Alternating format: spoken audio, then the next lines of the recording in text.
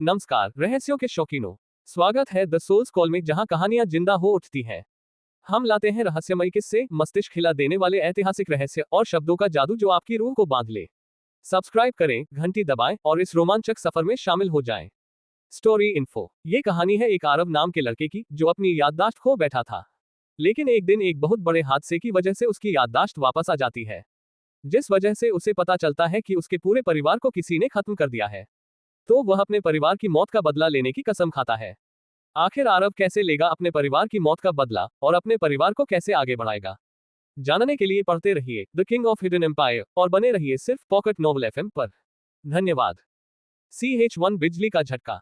दिल्ली के भीड़भाड़ और शोरगुल वाले पीरागढ़ी वाले इलाके में किंग क्राउन बैंकेट हॉल से एक पतला दुबला लड़का बाहर निकलता है।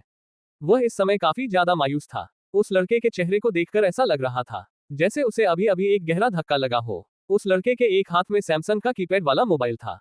वह गुमसुम लड़का भीड़ वाले इलाके को पार करके एक खाली रोड पर चलने लग जाता है। उस लड़के को बिल्कुल भी नहीं पता था कि उसके आसपास क्या हो रहा है। उस लड़के को इतना मायूस देखकर ऐसा लग रहा था जैसे किसी ने उसके शरीर से उसकी आत्मा निकाल ली हो। उसी रोड पर दूसरी तरफ से एक प्यारी सी लड़की उसी लड़के की तरफ आगे बढ़ रही थी। उस लड़की ने अपने 2 चोटी बनाई हुई थी और हरे रंग के सलवार सूट पहने हुए थे। उस लड़की ने अपने चेहरे पर किसी भी तरह का कोई भी मेकअप नहीं कर रखा था, फिर भी वह देखने में काफी ज्यादा सुंदर थी। उस लड़की की आंखों में एक अलग तरह की चमक थी। इस लड़की का नाम मनीषा था और इसकी उम्र 16 साल थी।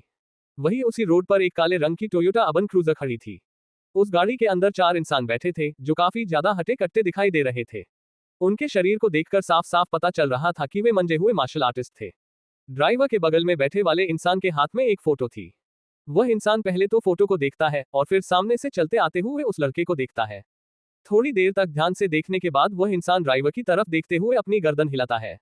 उस ड्राइवर के बगल में बैठा हुआ इंसान इनका बॉस था। अपने बॉस से हाँ सुनने के बाद सभी के चेहरे पर एक मुस्कान आ जाती है। उनके चेहरे की मुस्कान छुपाए नहीं छुप रही थी। उस लड़के की तरफ बढ़ते हुए वह लड़की अपने हाथ को ऊपर करके हिलाती है और चिल्लाते हुए उस लड़के को बोलती है, आरव भैया। जी हाँ, इस लड़के का नाम आरव था। मनीषा के बोलने के बाद भी आरव कोई प्रतिक्रिया नहीं करता। आरव को ऐसा करते देखकर साफ साफ पता चल रहा था कि उसे मनीषा की आवाज सुनाई नहीं दी। मनीषा को भी यही लगता है जैसे आरव ने उसकी आवाज नहीं सुनी, इसलिए वह 2-3 बार और चिल्लाती है, लेकिन हर बार आरव की यही प्रतिक्रिया रहती है। अब मनीषा को अपने भाई आरव की चिंता होने लगी थी, इसलिए वह तुरंत अपने भाई आरव के पास जाने लग जाती है। मनीषा ने आरव की तरफ जाने के लिए अपने कदम बढ़ाए थे कि तभी आसमान में काले बादल छा जाते हैं और वे जोर जोर से गरजने लग जाते हैं। वह लड़का अभी भी बेसुध हुए आगे बढ़ता जा रहा था। तभी आसमान से एक बिजली जमीन पर गिरने लगती है। उस बिजली ने गिरने से पहले एक भयंकर गड़गड़ाहट कर दी थी। उस बिजली का शोर पूरे रोड पर सुनाई दे रहा था। उस बिजली की जोर की गड़गड़ाहट से आरव भी अपने ख्यालों से बाहर आ जाता है। आरव तुरंत अपनी गर्दन ऊपर करते हुए आसमान की तरफ देखता है, लेकिन आरव जैसे ही आसमान की तरफ देखता है तो उसके चेहरे का रंग उड़ जाता है। उसके हाथ में पकड़ा हुआ फोन जमीन पर गिर जाता है। ऐसा इसलिए था क्योंकि वह बिजली सीधा आरव के ऊपर गिर रही थी, जिससे वह काफी ज्यादा डर गया था। डर के मारे आरव के पैर वहीं पर जाम हो जाते हैं। आरव को ऐसा लग रहा था जैसे उसके पैरों को किसी ने जोर से जकड़ लिया हो। हालांकि इस रोड पर आरव, मनीषा और उस काली गाड़ी में बैठे लोगों के अलावा कोई नहीं था। गाड़ी में बैठे हुए 4 मार्शल आर्टिस्ट भी ये देखकर दंग रह जाते हैं। थोड़ी देर पहले उनके चेहरे पर हंसी दिखाई दे रही थी, लेकिन अभी उनके चेहरे पर एक खौफ दिखाई दे रहा था। आरव की बहन मनीषा भी ये देखकर काफी ज्यादा डर जाती है और वह वहीं पर गिर जाती है और वह चिल्लाते हुए तुरंत अपनी आंखें बंद कर लेती है। उस चीख को सुनने के तुरंत बाद आरव जैसे ही उस दिशा में देखता है तो वह वहां पर अपनी बहन को पाता है, जो जमीन पर गिरी हुई थी और उसकी आंखें बंद थी।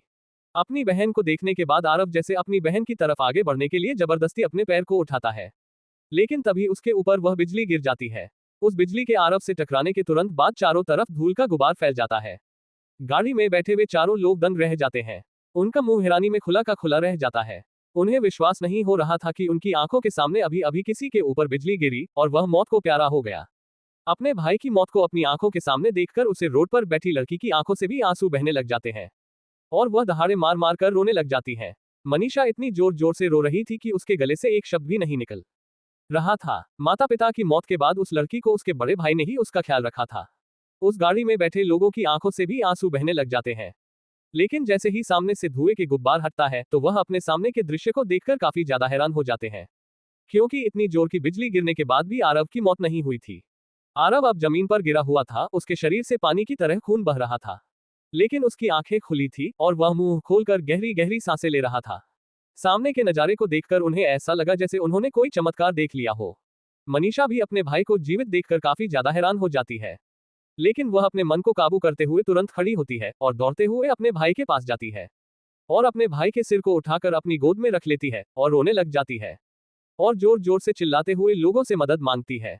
यहाँ कोई है क्या? कृपया हमारी मदद करो, प्लीज मेरे भाई को कोई हॉस्पिटल ले चलो। गाड़ी में बैठे हुए लोग भी उस लड़की की चीखें सुनकर अपने ख्यालों से बाहर आते हैं और ड्राइवर तुरंत गाड़ी के गियर को डालते हुए आरव और मनीषा की तरफ गाड़ी दौड़ाने लग जाता है। मनीषा अपने भाई के बगल में पड़ा हुआ उसका फोन देखती है और वह तुरंत उसको उठा लेती है और तुरंत अपने भाई की बीवी को फोन कर देती है। रिंग जा रही थी, लेकिन सामने से कोई भी फोन को नहीं उठा रहा था। मनीषा 2-3 बार अपनी भाभी को कॉल मिलाती है, लेकिन सामने से कोई भी फोन नहीं उठाता, जिससे वह और ज्यादा घबराने लग जाती है। लेकिन तभी उसके बगल में एक काली रंग की टोयोटा अर्बन क्रूजर आकर रुकती है और उस गाड़ी में से तुरंत वे चारों मार्शल आर्टिस्ट उतरते हैं। ड्राइवर के बगल वाली खिड़की में से वही इंसान उतरता है जिसके हाथ में आरव की फोटो थी और वह तुरंत नीचे उतरकर आरव की तरफ हड़बड़ाते हुए आगे बढ़ने लग जाता है और आरव के पास जाकर तुरंत आरव के चेहरे को थपथपाते हुए कहता है, छोटे मास्टर उठिए। उस इंसान का नाम शक्ति था, लेकिन इस समय वह अपने नाम से बिल्कुल विपरीत व्यवहार कर रहा था। तभी पीछे खड़े वे दोनों इंसान आगे बढ़ते हैं और आरव के शरीर को उठाकर गाड़ी में रखने लग जाते हैं। तभी गाड़ी का ड्राइवर शक्ति को सहारा देते हुए खड़ा करता है और उससे कहता है, भाई आप चिंता मत कीजिए, छोटे मास्टर को कुछ भी नहीं होगा। और वैसे भी आपको अभी हौसला रखना होगा, छोटे मास्टर की बहन भी तो यहाँ पर है। उसे ड्राइवर की बात सुनने के तुरंत बाद शक्ति अपने चेहरे से अपने आंसू पोंछता है और मनीषा की तरफ आगे बढ़ता है और मनीषा से कहता है, मैडम आप चिंता मत कीजिए, हम छोटे मास्टर को बचा कर रहेंगे। इस समय मनीषा अपने भाई की हालत से काफी ज्यादा दुखी थी, इसलिए उसे कुछ भी सुनाई नहीं दे रहा था और वह शक्ति के सामने हाथ जोड़कर रोते हुए शक्ति से कहती है, भाई प्लीज मेरे भाई की मदद करो, भाई प्लीज। उसे काफी ज्यादा चोट लगी है, उसे हॉस्पिटल ले चलो। शक्ति उस बहन के दर्द को समझ रहा था, इसलिए वह मनीषा को भी गाड़ी में बैठता है। उनके गाड़ी में बैठने के तुरंत बाद ड्राइवर गाड़ी को सिटी हॉस्पिटल की तरफ दौड़ाने लग जाता है। इस समय उनकी गाड़ी हवा से बातें करते हुए दिल्ली के रोड पर दौड़ रही थी। 15 मिनट के अंदर वे सभी हॉस्पिटल पहुंच जाते हैं। हॉस्पिटल पहुंचने के तुरंत बाद शक्ति गाड़ी से उतरता है और जतिन को गाड़ी में से उतारते हुए अपनी गोद में उठा लेता है और चिल्लाते हुए हॉस्पिटल में घुस जाता है। आरव का शरीर इस समय खून से लथपथ था, जिस वजह से शक्ति के कपड़ों पर भी आरव का खून लग जाता है। शक्ति के हॉस्पिटल में घुसने के तुरंत बाद और उसके चिल्लाने की वजह से सभी लोग शक्ति की तरफ देखने लग जाते हैं, लेकिन शक्ति के हाथों में खून से लथपथ एक इंसान को देखकर सभी काफी ज्यादा हैरान हो जाते हैं। इस दृश्य को देखने के तुरंत बाद वार्ड बॉय स्ट्रेचर को लेकर आते हैं। डॉक्टर भी आरव की ऐसी हालत को देखकर तुरंत उनको आईसीयू में आने को कहता है। डॉक्टर की बात सुनने के तुरंत बाद वार्ड बॉय स्ट्रेचर को आईसीयू की तरफ ले जाने लग जाता है। आरव को आईसीयू में ले जाने के बाद जैसे ही डॉक्टर आईसीयू में जाने लगता है, तो तुरंत मनीषा डॉक्टर के पास आकर हाथ जोड़कर रोते हुए उससे कहती है, डॉक्टर प्लीज मेरे भाई को बचा लीजिए। मनीषा की बात सुनने के बाद डॉक्टर मनीषा के कंधे पर हाथ रखते हुए मनीषा को सांत्वना देता है और उससे कहता है, देखिए आप चिंता मत कीजिए, हम पूरी कोशिश करेंगे। इतना कहने के बाद डॉक्टर आईसीयू में चला जाता है। डॉक्टर आरव को देखकर एक गहरी सांस लेता है और फिर तुरंत आरव के घावों को देखने लग जाता है। डॉक्टर आरव को काफी ज्यादा हैरान हो जाता है, क्योंकि जतिन का शरीर बहुत सी जगहों से फटा हुआ था। बिजली की वजह से जतिन का मांस ऐसा लग रहा था जैसे वह मांस पका हुआ है। डॉक्टर भी इस तरह के केस को देखकर हक्का बक्का रह जाता है, लेकिन वह डॉक्टर तुरंत सीनियर डॉक्टर को बुलाते हुए आरव का इलाज करने लग जाता है। इस समय आरव का ऑपरेशन 4 डॉक्टर मिलकर कर रहे थे। आरव का ऑपरेशन लगभग 5 घंटे तक चलता है और फिर आईसीयू के ऊपर की हरी लाइट ऑन होती है, जिसके बाद आईसीयू में से एक के बाद एक 4 डॉक्टर निकलते हैं। इतनी देर से इंतजार करने की वजह से शक्ति का माथा गर्म हो जाता है और वह गुस्से में एक डॉक्टर को गिरेबान पकड़कर गुस्से में उस डॉक्टर से कहता है, देख डॉक्टर कुछ भी करके मेरे छोटे मास्टर को ठीक कर, वरना उन्हें कुछ हो गया ना तो मैं तुझे जान से मार दूंगा। शक्ति की धमकी सुनाने के तुरंत बाद डॉक्टर के माथे से पसीना बहने लग जाता है।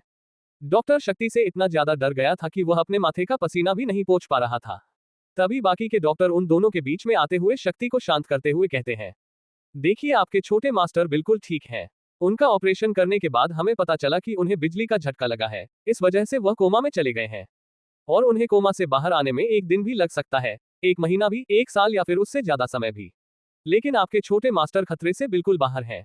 उस डॉक्टर की बात सुनने के बाद शक्ति थोड़ा शांत होता है, लेकिन कोमा की बात सुनने के बाद शक्ति मायूस हो जाता है। तभी दूसरा डॉक्टर शक्ति से कहता है, और हाँ एक बात और, ज्यादा ब्लड लॉस होने की वजह से उनके शरीर में खून की कमी हो गई है, इसलिए हमें जल्द से जल्द किसी ब्लड डोनर की सहायता चाहिए, या फिर आप जल्द से जल्द जाकर ब्लड बैंक से खून की मांग कीजिए। दूसरे डॉक्टर की इस बात को सुनाने के तुरंत बाद शक्ति उस डॉक्टर की तरफ ध्यान से देखते हुए उसे बड़ी ही गंभीरता से कहता है, आपको किस ग्रुप का खून चाहिए? जिस पर डॉक्टर भी शक्ति की तरफ देखते हुए बड़ी ही गंभीरता से कहता है, ए पॉजिटिव। आरव इतना ज्यादा उदास क्यों था? आखिर बिजली का झटका लगने के बाद भी आरव जिंदा कैसे बच गया? मनीषा के बार बार कॉल करने के बाद भी उसकी भाभी ने फोन क्यों नहीं उठाया? आखिर आरव इन चारों मार्शल आर्टिस्ट का क्या लगता है? क्या शक्ति को खून मिल पाएगा? इन सभी सवालों का उत्तर जानने के लिए पढ़ते रहिए the king hidden empire only on pocket FM novel पर। CH2 black cobra gang. King crown banquet hall से एक आरव नाम का लड़का बाहर आता है।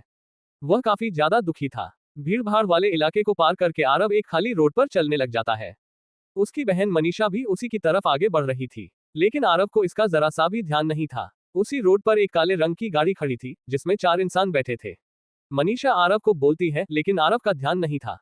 तभी मौसम बदल जाता है और आसमान से आरव के ऊपर बिजली गिर जाती है, जिससे आरव मरा तो नहीं था, लेकिन काफी ज्यादा घायल हो जाता है। मनीषा अपने भाई की ऐसी हालत को देखकर काफी ज्यादा परेशान हो जाती है। उस काली गाड़ी में बैठे हुए 4 इंसान आरव को लेकर तुरंत हॉस्पिटल जाते हैं। मनीषा अपने भाई की बीवी को फोन मिलाती है, लेकिन उसकी भाभी उसका फोन नहीं उठाती। आरव का 5 घंटे तक ऑपरेशन चलता है। ऑपरेशन के बाद जैसे ही डॉक्टर बाहर आता है तो शक्ति उस डॉक्टर का गिरेबान पकड़कर उसको धमका देता है। तभी दूसरे डॉक्टर आकर शक्ति को समझाते हैं, जिससे उन्हें पता चलता है कि आरव कोमा में जा चुका है। फिर एक डॉक्टर शक्ति को बताता है कि उन्हें आरव के खून की पूर्ति करने के लिए खून की जरूरत है। अब आगे डॉक्टर की बात सुनाने के तुरंत बाद शक्ति ड्राइवर की तरफ देखते हुए कहता है, मोनू जल्दी से अपने आदमियों के पास जाओ और उनसे बोलो जिन जिन के पास पॉजिटिव खून है वह तुरंत सिटी हॉस्पिटल में पहुंचे। अगर कोई आने से मना करे तो उनसे कह देना शक्ति भाई का ऑर्डर है। और सभी को बता दो कि छोटे मास्टर मिल गए हैं, उनको इस खून की जरूरत है। शक्ति की बात सुनने के तुरंत बाद मोनू कहता है, जी भाई जी, मुझे सिर्फ 10 मिनट का समय दीजिए। इतना कहने के तुरंत बाद मोनू हॉस्पिटल से निकल जाता है। वह लगातार अपने ग्रुपों में मैसेज छोड़ रहा था। मोनू की बात सुनकर तुरंत उसके सभी लोग सिटी हॉस्पिटल की तरफ अपनी गाड़ी दौड़ा देते हैं। मोनू जल्दी से अपनी गाड़ी में बैठ जाता है और गाड़ी को स्टार्ट करके अपने मेन अड्डे पर जाना शुरू कर देता है। थोड़ी देर बाद मोनू की गाड़ी एक बस्ती के सामने आकर रुकती है। मोनू तुरंत बस्ती के अंदर जाने लग जाता है। उस बस्ती को देखकर ऐसा लग रहा था कि यहाँ पर पिछड़े हुए लोग रहते हैं। वहां पर सभी के घर टिनों के या फिर मिट्टी के बने थे। उस बस्ती के अंदर जाने के तुरंत बाद मोनू अपने जेब से एक रिमोट निकालता है और उस पर बने एक लाल बटन को दबा देता है। और फिर मोनू एक ऐसे घर में जाता है जो बाकी घरों से थोड़ा सही दिखाई दे रहा था। वह पक्का घर था। और फिर मोनू उस घर के सबसे आखिरी कमरे में जाता है। वहां पर एक अलमारी थी। मोनू तुरंत झुककर उस अलमारी के नीचे एक बटन था, उसे दबा देता है, जिससे वह अलमारी खुल जाती है और उसके अंदर लिफ्ट आ जाती है।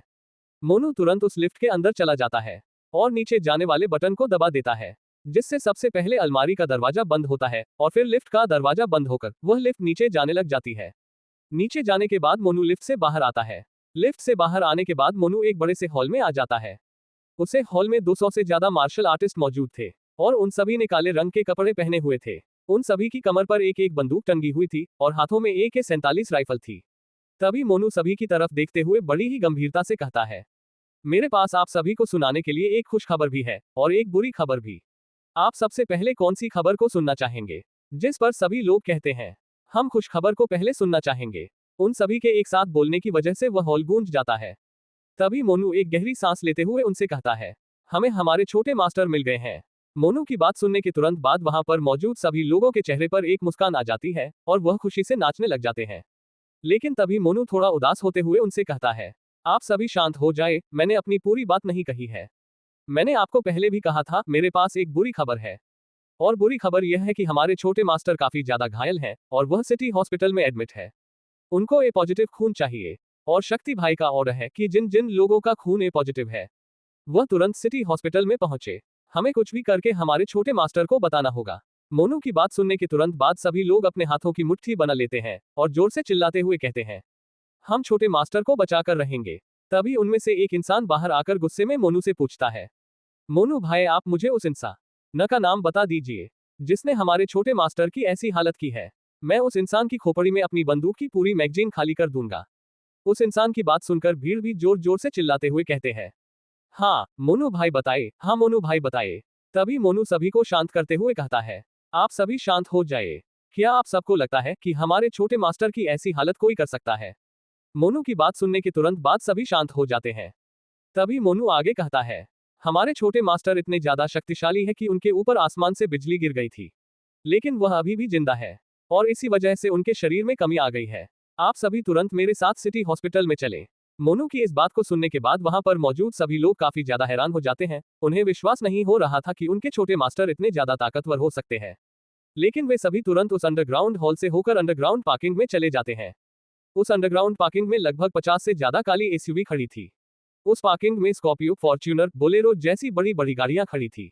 दिन में ज्यादा से ज्यादा लोग आ सके। वे सभी तुरंत गाड़ियों में बैठकर अंडरग्राउंड पार्किंग से बाहर आ जाते हैं और सिटी हॉस्पिटल की तरफ उनकी गाड़ी तेजी से दौड़ने लग जाती है। इस समय दिल्ली के हर कोने से काफी तेज रफ्तार में सिटी हॉस्पिटल की तरफ गाड़ियां दौड़ रही थी। वे सभी गाड़ी काले रंग की थी। उनमें से कोई भी इस समय गाड़ी रोड रूल या फिर चालान के बारे में नहीं सोच रही थी। आधे घंटे के अंदर ही सिटी हॉस्पिटल के सामने लगभग 80 से ज्यादा काली गाड़ियां खड़ी हो जाती हैं। सिटी हॉस्पिटल के सामने इतनी सारी गाड़ियों को देखकर आसपास के सभी लोग और हॉस्पिटल में मौजूद सभी स्टाफ काफी ज्यादा डर जाते हैं। सिटी हॉस्पिटल के एक डॉक्टर को पता था कि यह सारी गाड़ियां ब्लैक कोबरा गैंग की है। इसकी पहचान इससे की जाती है कि उनकी सभी गाड़ियों के एक काले रंग के कोबरा का लोगो बना रहता है। ब्लैक कोबरा गैंग दिल्ली के एक जानी मानी गैंग थी, जो दिल्ली के ऊपर काफी बड़े एरिया में अपना दबदबा रखती थी। लेकिन पिछले 2 सालों में इस गैंग को दिल्ली में बहुत कम एक्टिव होते हुए देखा है, जिस वजह से दिल्ली में बहुत सी गैंगों ने अपना राज स्थापित कर लिया है। और ब्लैक कोबरा गैंग को अब बहुत कम लोग जानते थे। लेकिन जिन जिन लोगों को पता था कि ब्लैक कोबरा गैंग क्या है, उनके दिल में अभी भी उनके लिए डर था। ऐसा इसलिए था क्योंकि ब्लैक कोबरा गैंग का हर एक बंदा एक मंजा हुआ मार्शल आर्टिस्ट था। उस समय ब्लैक कोबरा गैंग में लगभग 1200 से ज्यादा लोग थे। लेकिन अब ब्लैक कोबरा गैंग में सिर्फ 670 लोग बचे थे। लेकिन ये लोग भी आधी दिल्ली में अपना वर्चस्व स्थापित करने के लिए काफी थे। लेकिन बिजनेस वर्ल्ड और अंडरवर्ल्ड में किसी ने भी अब 2 सालों से ब्लैक कोबरा गैंग के बारे में कुछ भी खबर नहीं सुनी। लेकिन पिछले 2 साल पहले ब्लैक कोबरा गैंग के बारे में एक खबर लीक हुई थी, जिसने दिल्ली के पूरे अंडरवर्ल्ड बिजनेस वर्ल्ड को हिला दिया था। और वह खबर थी कि ब्लैक कोबरा गैंग के डेविल की मौत हो गई है।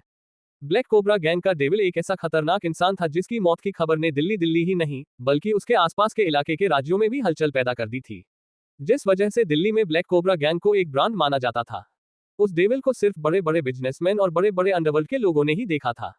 किसी ने भी डेविल का चेहरा तक नहीं देखा था, जिस वजह से डेविल को दिल्ली का एक बेताज बादशाह भी कहा जाता था।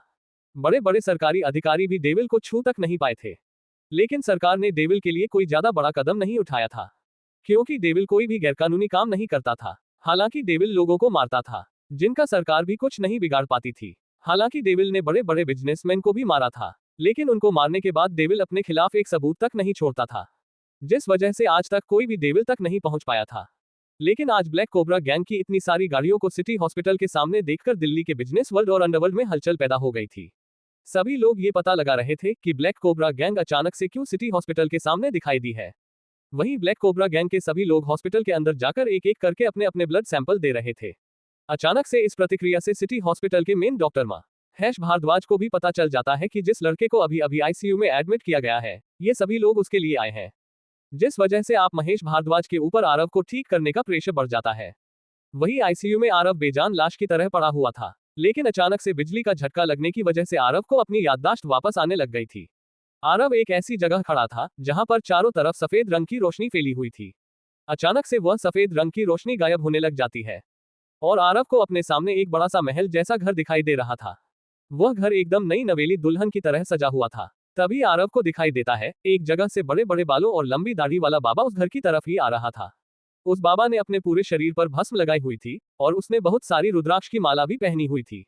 उस बाबा ने भगवा रंग के वस्त्र धारण किए हुए थे। यह एक अघोरी बाबा था। यह बाबा अपने आसपास की सकारात्मक और नकारात्मक ऊर्जा दोनों महसूस कर सकता था। लेकिन उस अघोरी बाबा को एक जगह से ऐसी ऊर्जा महसूस हो रही थी जो ना सकारात्मक थी और ना नकारात्मक।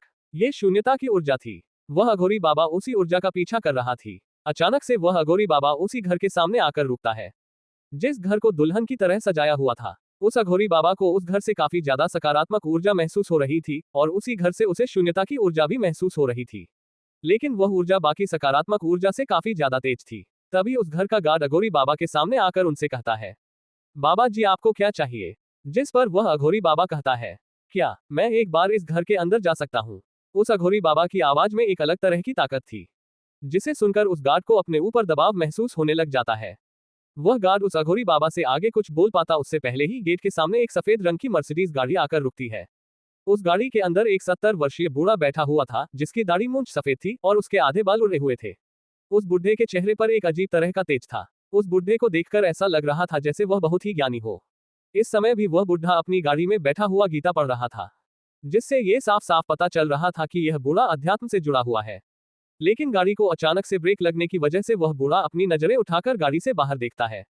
लेकिन वह जैसे ही गाड़ी से बाहर एक अघोरी बाबा को खड़ा देखता है, तो वह तुरंत अपनी गाड़ी का दरवाजा खोलकर गाड़ी से नीचे उतर जाता है। इतना बूढ़ा होने के बावजूद भी वह बुढ़ा हल्का सा भी झुका हुआ नहीं था। उस बुढ़े का शरीर पतला था, लेकिन उसकी चाल में एक अजीब तरह का रोब था। वह बूढ़ा तुरंत उसे अघोरी बाबा के पास जाता है और नीचे झुककर उनके पैर छूते हुए हाथ जोड़ लेता है और उनसे कहता है, बाबा जी, आपको कोई परेशानी है तो मुझे बताइए। मुझसे जैसा हो सकेगा वैसे मैं अपनी तरफ से पूरी मदद करूंगा। उस बूढ़े के इतने नर्म संभव को देखकर अघोरी बाबा के चेहरे पर मुस्कान आ जाती है और अघोरी बाबा मुस्कुराते हुए उस बूढ़े से कहते हैं, मुझे इस घर के अंदर जाना है। उस अघोरी बाबा की बात सुनकर उस बूढ़े के चेहरे पर भी मुस्कान आ जाती है और वह बूढ़ा इंसान तुरंत उस गार्ड को गेट खोलने के लिए कहता है। उस बूढ़े इंसान की बात सुनकर वह गार्ड तुरंत गेट खोल देता है। फिर वह बूढ़ा इंसान अघोरी बाबा के साथ साथ ही पैदल घर के अंदर जाने लग जाता है।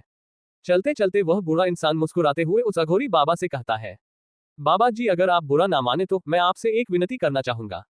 उस बूढ़े इंसान की बात सुनकर वह अघोरी बाबा उससे कहता है, बोलो। जिस पर वह बूढ़ा कहता है, मैं इस घर का मुखिया हूँ, नेकी राम सिंह, और 6 दिन पहले मेरे छोटे बेटे को बेटा हुआ है और आज मेरे पोते की छठी है। मैं चाहता हूँ कि आप मेरे पोते को आशीर्वाद दें। वह बूढ़ा इंसान जब ये कह रहा था तो उसने उस अघोरी बाबा के सामने अपने हाथ जोड़ रखे थे। आखिर यह डेविल कौन था? क्या ये सच में मर गया है? क्या डॉक्टर महेश भारद्वाज जतिन को ठीक कर पाएंगे? क्या अचानक से ब्लैक कोबरा गैंग दिखने की वजह से कोई दोबारा से ब्लैक कोबरा गैंग पर हमला करेगा? क्या यह अघोरी बाबा नेकीराम सिंह के पोते को आशीर्वाद देंगे? इन सभी सवालों के उत्तर जानने के लिए पढ़ते रहिए the king of hidden empire only on pocket FM novel पर। CH3 हमला। डॉक्टर की बात सुनाने के बाद शक्ति मोनू को खून ढूंढने का ऑर्डर दे देता है। शक्ति का ऑर्डर सुनाने के बाद मोनू भी तुरंत अपने सभी आदमियों को बता देता है कि उनके छोटे मास्टर को ए पॉजिटिव खून की जरूरत है, जिससे ब्लैक कोबरा गैंग के सभी लोग सिटी हॉस्पिटल पहुंच जाते हैं। अचानक से ब्लैक कोबरा गैंग दिखने की वजह से बड़े बड़े खानदान और बड़े बड़े अंडरवर्ल्ड के लोग ये जानने के लिए लोग लगा देते हैं कि आखिर ब्लैक कोबरा गैंग अचानक से दिल्ली में क्यों दिखाई दी। दोबारा से ब्लैक कोबरा गैंग दिखने की वजह से एक नाम में दोबारा से दिल्ली को हिला दिया था और वह नाम था डेविल। सिटी हॉस्पिटल के मेन डॉक्टर महेश भारद्वाज को पता चल जाता है कि यह सारे ब्लैक कोबरा गैंग के मेंबर हैं और यह सारे उस जवान लड़के के लिए इकट्ठा हुए हैं जो इस समय आईसीयू में एडमिट है। ब्लैक कोबरा गैंग के सभी लोग अपने अपने खून की जांच करा रहे थे। वही आरव को उसकी सारी याददाश्त वापस याद आ रही थी। आरव इस समय अपने बचपन से लेकर अब तक की अपनी सारी यादें देख रहा था। उसे तो कुछ ऐसे दृश्य भी दिखाई दे रहे थे जो उसने कभी देखे नहीं थे। नेकी राम सिंह नाम के इंसान एक अघोरी बाबा के साथ अपने घर के अंदर जा रहे थे। नेकी राम सिंह उस अघोरी बाबा को अपने पोते को आशीर्वाद देने की विनती करता है। अब आगे वह अघोरी बाबा जैसे ही नेकी राम सिंह को उसके सामने हाथ जोड़ते हुए देखता है तो उनका भी मन पिघल जाता है। उन्हें विश्वास नहीं हो रहा था कि समाज में इतना बड़ा रुतबा रखने वाला इंसान उनके सामने हाथ जोड़कर खड़ा है। नेकी राम सिंह के इस व्यवहार से उस अघोरी बाबा को पता चल जाता है कि नेकी राम सिंह धरती से जुड़ा इंसान है।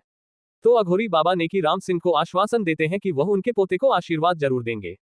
फिर नेकी राम सिंह तुरंत उन अघोरी बाबा को अपने पोते के पास ले जाने लगते हैं। वह अघोरी बाबा जैसे जैसे आगे बढ़ते जा रहे थे तो वह भी हैरान होते जा रहे थे, क्योंकि वह अघोरी बाबा जिस दिशा में जा रहे थे उसी दिशा से उन्हें वह ऊर्जा महसूस हो रही थी। थोड़ी देर बाद नेकी राम सिंह एक कमरे में जाते हैं। उस पूरे कमरे को खिलौनों से सजाया हुआ था। उस कमरे में एक लकड़ी का पालना था जिसमें एक छोटा बच्चा था जिसे जन्मे सिर्फ 6 दिन हुए थे। उस इतने छोटे बच्चे के चेहरे से ही एक अप्रत्याशित तेज चारों तरफ फैल रहा था। वह छोटा बच्चा इस समय गहरी नींद में था, लेकिन उसके चेहरे पर एक हल्की मुस्कान थी। उस छोटे बच्चे को देखकर उन अघोरी बाबा को विश्वास नहीं हो रहा था। वे जिस ऊर्जा का इतनी दूर से पीछा कर रहे थे वह इस छोटे बच्चे के शरीर से निकल रही थी। वह अघोरी बाबा उस छोटे बच्चे को बड़े ही ध्यान से देख रहे थे। तभी वह छोटा बच्चा भी अपनी आंखें खोलता है और उस अघोरी बाबा की तरफ देखता है। उस अघोरी बाबा को देखने के तुरंत बाद वह छोटा बच्चा एक मनमोहक मुस्कान उन अघोरी बाबा को पास करता है। उन अघोरी बाबा को विश्वास नहीं हो रहा था कि इस समय उन्होंने क्या देखा। उनको एक झलक देखने के बाद वह छोटा बच्चा दोबारा से अपनी आंखें बंद करके सो जाता है, लेकिन उस छोटे बच्चे के चेहरे पर अभी भी वही मुस्कान थी। नेकी राम सिंह अपने पोते के पालने के पास जाते हैं और उन अघोरी बाबा की तरफ देखते हुए कहते हैं, बाबा जी, यही मेरा पोता है। नेकी राम सिंह की बात सुनने के बाद वह अघोरी बाबा नेकी राम सिंह के पास जाते हैं और उस छोटे बच्चे को अपनी गोद में उठा लेते हैं और उस बच्चे के सिर को बड़े ही प्यार से सहलाने लग जाते हैं और उस छोटे बच्चे को आशीर्वाद देते हुए कहते हैं, तुम अपने जीवन में जिस भी चीज को चाहो उस लक्ष्य को तुम पा सको। आशीर्वाद देने के बाद वह अघोरी बाबा दोबारा से उस बच्चे को पालने में लेटा देते हैं और फिर नेकी राम सिंह की तरफ देखते हुए बड़ी ही गंभीरता से कहते हैं, मैं आपसे अकेले में कुछ जरूरी बात करना चाहता हूँ। उन अघोरी बाबा की बात सुनने के बाद राम सिंह काफी ज्यादा हैरान हो जाते हैं, लेकिन उनका आदर करते हुए नेकी राम सिंह सभी को उस कमरे से बाहर जाने के लिए कह देते हैं। नेकी राम सिंह का इशारा देखकर सभी लोग वहां से चले जाते हैं। सभी के चले जाने के बाद वे अघोरी बाबा नेकी राम सिंह के पास आते हैं और उनके कान में कुछ बताने लग जाते हैं। नेकी राम सिंह जैसे जैसे उन अघोरी बाबा की बात सुन रहा था, तो वह और ज्यादा हैरान होता जा रहा था, लेकिन उनकी पूरी बात समझने के बाद नेकी राम सिंह के चेहरे पर मुस्कान आ जाती है। फिर नेकी राम सिंह अपने घर के पास में ही उन अघोरी बाबा के लिए एक घर बनवा देते हैं। उस दिन के बाद उन अघोरी बाबा ने उसी घर में साधना की थी। नेकी राम सिंह समय पर उन अघोरी बाबा से मिलते रहते थे। एक दिन उन अघोरी बाबा ने नेकी राम सिंह को 9 अलग अलग रंग के जेड के पत्थर दिए थे और उनको बहुत सी बातें बताई थी। नेकी राम सिंह भी उनकी बातों को बड़े ही ध्यान से सुन रहे थे। नेकी राम सिंह ने अपने पोते का नाम आरव रखा था। जब आरव 1 साल का हो गया था, आरव के 1 साल के होने के बाद अघोरी बाबा रोज आरव को अपने पास बुलाते और रोज उसको नई नई चीजें सिखाते। उन अघोरी बाबा ने उस 1 साल के बच्चे को अघोर साधना भी सिखा दी थी। अब और आरव भी बिना कहे उन अघोरी बाबा के पास रोज सुबह जाता और उनसे कुछ न कुछ नया सीखता और शाम को ही वापस घर जाता था। आरव के 5 साल के होने तक उन अघोरी बाबा से जितना हो सकता था उन्होंने आरव को सिखा दिया था। उन अघोरी बाबा ने आरव को प्राचीन मार्शल आर्ट, आयुर्वेदिक शास्त्र शस्त्र सभी का ज्ञान दे दिया था। आरव सीखने की रफ्तार भी आम बच्चों के मुकाबले काफी तेज थी। आरव के 5 साल होने के बाद अघोरी बाबा वापस से हिमालय पर चले गए थे। अघोरी बाबा के चले जाने के बाद आरव का मन भी इतना नहीं लगता था, इसलिए स्कूल से आने के बाद आरव जहां पर अघोरी बाबा रहते थे वहां पर ही रहता था। लेकिन जाने से पहले उन अघोरी बाबा ने जतिन को एक अंगूठी दी थी। आरव ने उस अंगूठी को बचपन से लेकर आज तक पहना था। इस दृश्य को देखकर बड़ा आरव अपने हाथ की अंगूठी को देखता है, जो उन अघोरी बाबा ने उसे पहनने को दी थी। आरव अब अपना स्कूल का काम, अपने ट्रेनिंग सभी कार्य उसी घर में करता था। लेकिन थोड़े दिनों के बाद आरव सभी से मिलने जुलने लग गया था। लेकिन उन अघोरी बाबा के घर में वह एक बार जरूर जाता था। तकरीबन 1 साल के बाद आरव के दादाजी नेकी राम सिंह काफी ज्यादा बीमार हो गए थे, जिस वजह से उनका इलाज विदेश में चल रहा था। इसी बात का फायदा उठाकर उनके दुश्मनों ने सिंह फैमिली पर हमला कर दिया था। इसकी खबर नेकी राम सिंह को भी लग गई थी। उन्हें पता चल गया था अगर उनका परिवार खत्म भी हो गया तो भी उनका एक न एक वारिस इस परिवार को दोबारा से खड़ा कर सकता है। उनको सबसे ज्यादा उम्मीद आरव से थी, इसलिए वह हेरिटेज पैलेस से अपनी सभी ताकतों को हटा देते हैं ताकि इस परिवार को दोबारा खड़ा करने के लिए वारिस के पास ताकत हो। लेकिन हेरिटेज पैलेस में उन्होंने अभी अभी अपनी आम ताकत को रखा था ताकि उनके परिवार को ज्यादा नुकसान ना पहुंचे। लेकिन उनके दुश्मनों ने अनजानी खास ताकतों का इस्तेमाल किया था उनके परिवार को खत्म करने के लिए। हालांकि आरव उन खास ताकतों से मुकाबला करने में सक्षम था, लेकिन इतने सारे लोगों के होने की वजह से आरव भी कुछ नहीं कर पा रहा था और अपनी मम्मी के साथ घर के पीछे छिपा था। वहां पर 2 बंदूकधारी इंसान आ जाते हैं। उन बंदूकधारी इंसानों को देखकर आरव समझ जाता है कि यह उनके दुश्मन है। इसलिए आरव तुरंत अपनी आंखें बंद करके अपने गुरुजी के द्वारा सिखाई हुई मार्शल आर्ट को याद करता है और फिर एक कॉफी डेडली पोजीशन लेकर उन दोनों बंदूकधारियों के ऊपर हमला कर देता है। अचानक से हुए इस हमले की वजह से वे दोनों बंदूकधारी घायल हो जाते हैं। इन दोनों की आंखें हत्या के इरादे से भरी हुई थी, इसलिए जब उन्हें पता चला कि उनके ऊपर हमला करने वाला एक छोटा बच्चा है, जब भी उनकी आंखों में दया नहीं थी और वह आरव के ऊपर गोलियां चला देते हैं। गोलियों से बचने के लिए आरव तुरंत एक तरफ कूद जाता है, जिससे आरव उन गोलियों से बच जाता है, लेकिन वे गोलियां उसकी मां को अपना निशाना बना लेती हैं। अचानक से गोली लगने की वजह से आरव की मां जोर से चिल्ला देती है। अपनी मां की चीख सुनने के तुरंत बाद आरव जैसे ही अपनी मां को देखता है तो उसकी मां खून में लथपथ पड़ी थी। अपनी मां की ऐसी हालत को देखकर आरव की आंखों में मौत नाचने लग जाती है। इसलिए आरव अपनी परवाह किए बिना अंधाधुंध उन बंदूकधारियों के ऊपर हमला करने लग जाता है। लगातार 5 सालों तक प्राचीन मार्शल आर्ट प्रैक्टिस करने की वजह से आरव का पंच एकदम स्टील के जैसा हो गया था। आरव अपनी लात को एक बंदूकधारी की दोनों टांगों के बीच में खींचकर मार देता है, जिस वजह से वह बंदूकधारी दर्द में बिलबिलाने लग जाता है। उसके हाथ से उसकी बंदूक गिर जाती है और अपनी दोनों टांगों के बीच की जगह को पकड़कर वह बंदूकधारी जमीन पर गिर जाता है। इस समय गुस्से में आरव का चेहरा एकदम लाल हो गया था, इसलिए आरव तुरंत उस बंदूकधारी की बंदूक को उठाता है और उसी बंदूकधारी की खोपड़ी में उसकी बंदूक से गोली मार देता है। अपने साथी को एक बच्चे के हाथों मरता देखकर दूसरा बंदूकधारी आरव की तरफ बंदूक उठाकर गोली मार देता है, जिससे उस बंदूकधारी की गोली आरव के कंधे में लग जाती है। अचानक से कंधे में गोली लगने की वजह से आरव के हाथ से बंदूक नीचे गिर जाती है। आरव को गोली मारने के बाद वह बंदूकधारी जोर जोर से हंसने लग जाता है। जब वह बंदूकधारी जोर जोर से हंस रहा था तब आरव चुपके से बंदूक को उठा लेता है। वह बंदूकधारी आसमान की तरफ देखकर जोर जोर से हंस रहा था। तभी वहां पर 3 बार गोली चलने की आवाज आती है और उस बंदूकधारी की मौके पर ही मौत हो जाती है। उस बंदूकधारी को मारने के तुरंत बाद आर्य वह अपनी मां के पास जाता है और उसे उठाने लग जाता है। लेकिन आरव की मां को 4 गोलियां लगी थी, जिस वजह से वह इस समय आखिरी सांसें ले रही थी। लेकिन अब भी वह आरव की तरफ देखते हुए कहती है, बेटा मुझे पता है मैं अब तेरे साथ ज्यादा देर तक नहीं रह सकती, लेकिन मैं तुझसे एक वादा चाहती हूँ। अपनी माँ की ऐसी हालत को देखकर आरव की आंखों से आंसू बहने लग जाते हैं और आरव रोते हुए कहता है, हाँ बोलो माँ, आप जो बोलेंगी मैं आपको वादा करता हूँ मैं वह जरूर पूरा करूंगा। फिर आरव की माँ आरव से कहती है, मैं चाहती हूँ कि तू यहाँ से दूर चला जाए और जब तक तू काबिल ना बन जाए तब तक किसी को भी अपनी असली पहचान मत बताना, और मेरी मौत पर तू रोएगा नहीं। अपनी माँ की इन बातों को सुनाने के तुरंत बाद आरव अपनी माँ से चिपट कर रोने लग जाता है। लेकिन तभी उसे अपने गुरुजी की बात याद आती है, पुत्र हमें कभी भी अपने वचन को नहीं तोड़ना चाहिए। अगर तुम अपने वचन को तोड़ दोगे तो तुम्हारा इस पवित्र भूमि पर पैदा होने का कोई हक नहीं है। अपने गुरुजी की बात को याद करके आरव अपने मन को मजबूत करता है और फिर अपनी माँ की तरफ देखते हुए कहता है, माँ मैं आपको वचन देता हूँ, आपने जैसा कहा है वैसा ही होगा। इन शब्दों को कहने के बाद आरव अपनी आंखों से आंसू पूछ लेता है और अपनी माँ से चिपट जाता है। इस हादसे की वजह से यह 6 साल का बच्चा अपनी अपनी उम्र से ज्यादा मैच्योर हो जाता है। लेकिन आज आरव के परिवार पर हमला करने वालों ने आरव के दिल में अपने लिए एक चिंगारी पैदा कर दी थी, और चिंगारी को आग बनने में ज्यादा समय नहीं लगता। कुछ ही देर में आरव की माँ उसकी आंखों के सामने दम तोड़ देती है। इस बार आरव अपनी माँ को आखिरी बार देखता है और उसके चेहरे पर हाथ फिराने लग जाता है। और फिर आरव हिम्मत करते हुए अपने जगह से खड़ा होता है और अपनी माँ के पैर छूकर पीछे के दरवाजे से हेरिटेज पैलेस से बाहर निकल जाता है।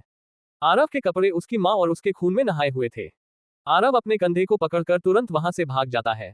इस समय रात का समय था और आसमान में काले बादल छाए हुए थे। आरव दौड़ते दौड़ते हेरिटेज पैलेस से काफी दूर आ गया था। तभी आरव को अपने से कुछ दूरी पर बहुत लोग दिखाई देते हैं। वे सभी लोग देखने में बॉडीगार्ड टाइप लग रहे थे। तभी आरव देखता है कि एक क्लब में से एक इंसान बाहर आता है। उसने काले रंग की पैंट पहनी हुई थी और आधी बाजू की नीली और हरे रंग की प्रिंटेड शर्ट पहनी हुई थी।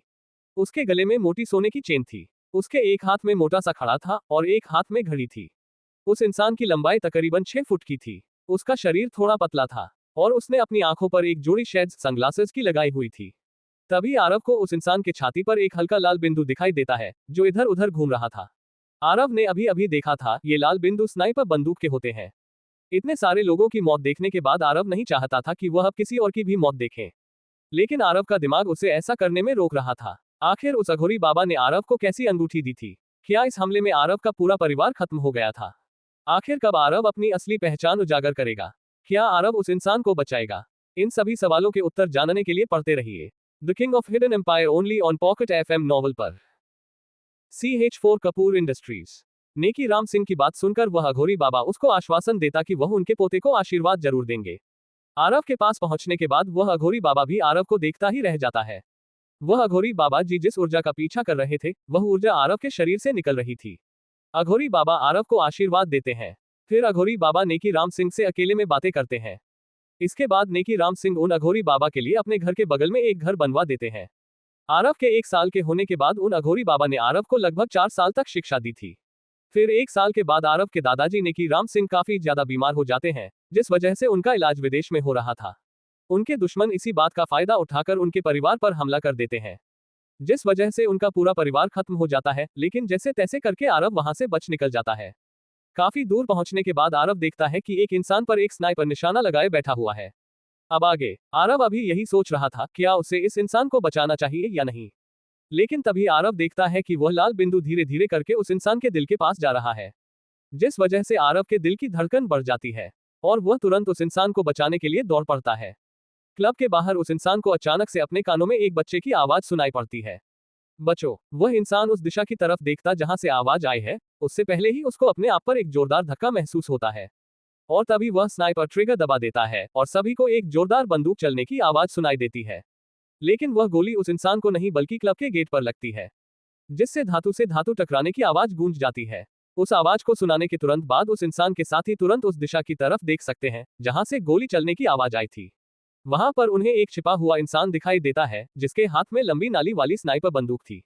फिर उस इंसान के साथी उस दिशा की तरफ अंधाधुंध गोली चलाने लग जाते हैं। अंधाधुंध गोली चलाने की वजह से सुनसान रात में अचानक गोलियों की आवाज गूंज जाती है और उस स्नाइपर बंदूक पकड़े इंसान की मौके पर ही मौत हो जाती है। फिर वह इंसान उठकर उसने बच्चे की तरफ देखता है जिस बच्चे ने उसे बचाया था। उस बच्चे को देखकर वह इंसान काफी ज्यादा हैरान हो जाता है, लेकिन उस इंसान की आंखों में दया साफ साफ दिखाई दे रही थी। ऐसा इसलिए था क्योंकि उस इंसान ने कभी भी किसी भी बच्चे को ऐसी हालत में नहीं देखा था। हालांकि वह इंसान को देख जाना माना गैंगस्टर था, लेकिन उस इंसान ने कभी भी किसी बच्चे या महिला को दर्द नहीं पहुंचाया था। और उसके सामने खड़ा बच्चा पूरा खून में लथपथ था, और वह बच्चा आप अपने एक कंधे को पकड़े हुए था जिसमें उसे गोली लगी थी। इंसान तुरंत उस बच्चे से पूछता है, बच्चे तुम्हारा नाम क्या है? मेरा नाम आरव है। वह बच्चा बड़ी ही मीठी मीठी लेकिन दर्द भरी आवाज में बोलता है। उस इंसान को धक्का मारने की वजह से आरव को हल्का हल्का चक्कर आने लग जाता है और वह बेहोश होकर तुरंत उस इंसान की गोद में गिर जाता है। आरव को बेहोश होता देखकर वह इंसान जोर से अपने साथियों से कहता है, गाड़ी को जल्द से जल्द सिटी हॉस्पिटल की तरफ ले चलो। इतना कहने के तुरंत बाद वह इंसान आरव को अपनी गोद में उठाकर गाड़ी में बैठ जाता है। 15 मिनट के अंदर वे हॉस्पिटल पहुंच जाते हैं। हॉस्पिटल पहुंचने के बाद वह इंसान सारी फॉर्मेलिटी पूरी करके एक डॉक्टर को धमकी देता है आरव को ठीक करने की। उस इंसान ने जिस डॉक्टर को धमकी दी थी वह डॉक्टर महेश भारद्वाज था। महेश भारद्वाज सिटी हॉस्पिटल में अभी नया नया ही डॉक्टर बना था। उस इंसान की धमकी को सुनने के बाद पूरा सिटी हॉस्पिटल उस बच्चे को ठीक करने में अपनी पूरी जी जान लगा देता है। एक हफ्ते के बाद आरव को होश आ जाता है।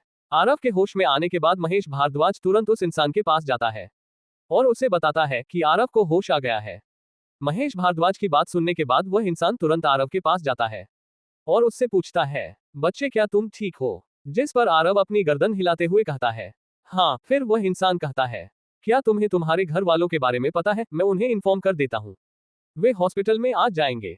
उस इंसान की बात सुनने के बाद आरव चुप हो जाता है और कुछ सोचने लग जाता है। थोड़ी देर तक सोचने के बाद आरव उस इंसान से कहता है, आपका नाम क्या है? जिस पर वह इंसान कहता है, मेरा नाम बलदेव कुमार है। फिर आरव आगे कहता है, मेरे परिवार को मार दिया गया है, अब मैं अकेला हूँ, क्या आप मुझे अपने साथ रखेंगे? आरव की इन बातों को सुनकर बलदेव कुमार का दिल पसीज जाता है और वह तुरंत कहते हैं, ठीक है, आज से तुम मेरे साथ रहोगे। इतना कहने के बाद बलदेव कुमार आरव को डिस्चार्ज करवा लेता है और आरव को अपने साथ रखता है।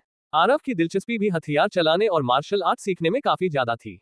इसीलिए आरव एक दिन बलदेव से कहता है, अंकल क्या आप मुझे भी यह सब सिखाएंगे? जिस पर बलदेव कुमार आरव से कहता है, क्या तुम्हें भी यह सब सीखना है?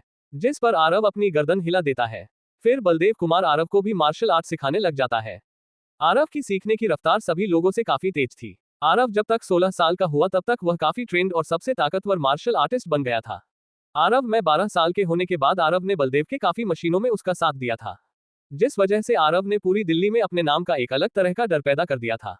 आरव ने अपने गुरु अघोरी बाबा से सीखी हुई और बलदेव कुमार से सीखी हुई दोनों मार्शल आर्ट को आपस में मिला दिया था और आरव रात में अपने गुरु अघोरी बाबा से सीखी हुई मार्शल आर्ट और तकनीकों का अभ्यास करता था, जिससे आरव बंदूक की गोलियों से काफी आसानी से बचने लग गया था। आरव की रफ्तार इतनी ज्यादा तेज हो गई थी कि वह स्नाइपर बंदूकों से भी बच जाता था, लेकिन आरव इतना परफेक्ट नहीं हुआ था कि स्नाइपर की हर गोली से बच सके, इसलिए उसे बहुत से मशीनों में गोली भी लगी थी। लेकिन आरव आगे बढ़ता रहा और उसका नाम दिल्ली के अंडरवर्ल्ड में गूंज गया था। हालांकि दिल्ली के बाहर भी बहुत से इलाकों में इसका डर पैदा हो गया था। आरव ने अंडरवर्ल्ड की दुनिया में अपना नाम डेविल रखा था। पूरे अंडरवर्ल्ड और पूरे बिजनेस वर्ल्ड में किसी ने भी डेविल को अपनी आंखों से नहीं देखा था। ऐसे बहुत कम लोग थे जिन्होंने डेविल को देखा था। आरव को देखने के बाद उन्हें विश्वास नहीं हो रहा था, इतनी कम उम्र का लड़का डेविल है। लेकिन उन सब ने आरव की ताकत का लोहा मान लिया था। जब आरव 15 साल की उम्र में पहुंचा, जब दिल्ली का पूरा अंडरवर्ल्ड और बिजनेस वर्ल्ड सिर्फ एक नाम से चलता था और वह नाम था डेविल। सिर्फ इस एक नाम ने ब्लैक कोबरा गैंग को दिल्ली की सबसे ताकतवर गैंग बना दिया था। लेकिन 16 साल की उम्र के होने के बाद किसी ने ब्लैक कोबरा गैंग पर पीछे से हमला कर दिया, जिस वजह से ब्लैक कोबरा गैंग के बहुत से लोग घायल हो गए थे और बहुत से तो मारे भी गए थे। इसी लड़ाई के दौरान आरव को बहुत ज्यादा गहरी चोटें आई थी। इन चोटों का असर आरव के दिमाग पर पड़ा था, जिसे आरव अपनी याददाश्त भूल गया था। लेकिन घूमते घूमते आरव गरीब लोगों की कॉलोनी में पहुंच जाता है। उस कॉलोनी में एक परिवार आरव को अपने साथ रहने की जगह देता है। उन दोनों पति पत्नी की सिर्फ एक लड़की थी, उनके पास कोई भी लड़का नहीं था। इसलिए आरव उन दोनों के साथ रहने लग गया और उन दोनों को ही अपने माता पिता समझने लग गया था। लेकिन उन दोनों ने भी आरव के साथ किसी भी तरह का भेदभाव नहीं किया था, बल्कि उन्होंने अपनी हैसियत से ज्यादा आरव के लिए किया था। आरव के पिता एक कंपनी में वर्कर का काम करते थे। आरव ने उस समय अपनी 12th पास की थी और उसके घर में काफी तंगी आई हुई थी। 12th करने के बाद आरव ने एक मॉल में नौकरी करनी शुरू कर दी थी। एक दिन छुट्टी करने की वजह से मॉल में से उसे निकाल दिया जाता है, जिसके बाद आरव ने कई कपड़ों की दुकानों में काम करना शुरू कर दिया था। हर बार उसकी गलती निकालकर उसे काम से निकाल दिया जाता था। एक दिन कपूर इंडस्ट्रीज के मालिक की नजर आरव पर पड़ी। कपूर इंडस्ट्रीज का मालिक धीरज कपूर था। उन्होंने आरव को डेविल के रूप में देखा था, जिस वजह से भी आरव को देखकर काफी ज्यादा डर जाते हैं। फिर वे आरव की फोटो खींचकर अपने असिस्टेंट को उसकी जानकारी निकालने के लिए कहते हैं। उसका असिस्टेंट आरव की सारी जानकारी निकालकर धीरज कपूर को दे देता है। लेकिन उस असिस्टेंट के पास आरव की याददाश्त जाने के बाद की जानकारी थी। लेकिन धीरज कपूर को पूरा यकीन था कि यह लड़का ही डेविल है। जिसके बाद धीरज कपूर अपने तीसरे बेटे संजीव कपूर की बेटी की शादी आरव से करा देते हैं। लेकिन कपूर खानदान में कोई भी धीरज कपूर के अलावा आरव को अपना दामाद नहीं मानता था। यहाँ तक कि उनकी पोती यानी आरव की पत्नी स्नेहा कपूर भी आरव को अपना पति नहीं मानती थी। कपूर खानदान में सभी लोग धीरज कपूर से पूछते रहते थे कि उन्होंने आरव को अपना दामाद क्यों बनाया। लेकिन धीरज कपूर ने किसी से भी कुछ भी नहीं बताया।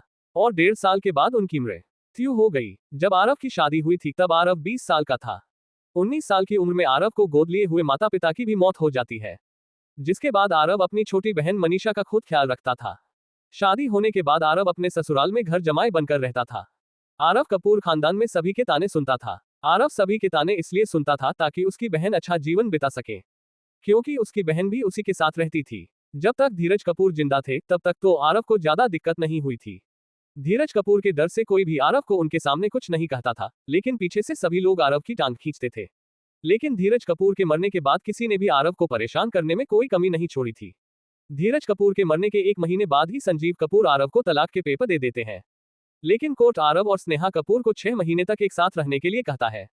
6 महीने के बाद स्नेहा कपूर के ताऊ जी भूपेंद्र कपूर की बेटी प्रियंका कपूर की शादी थी।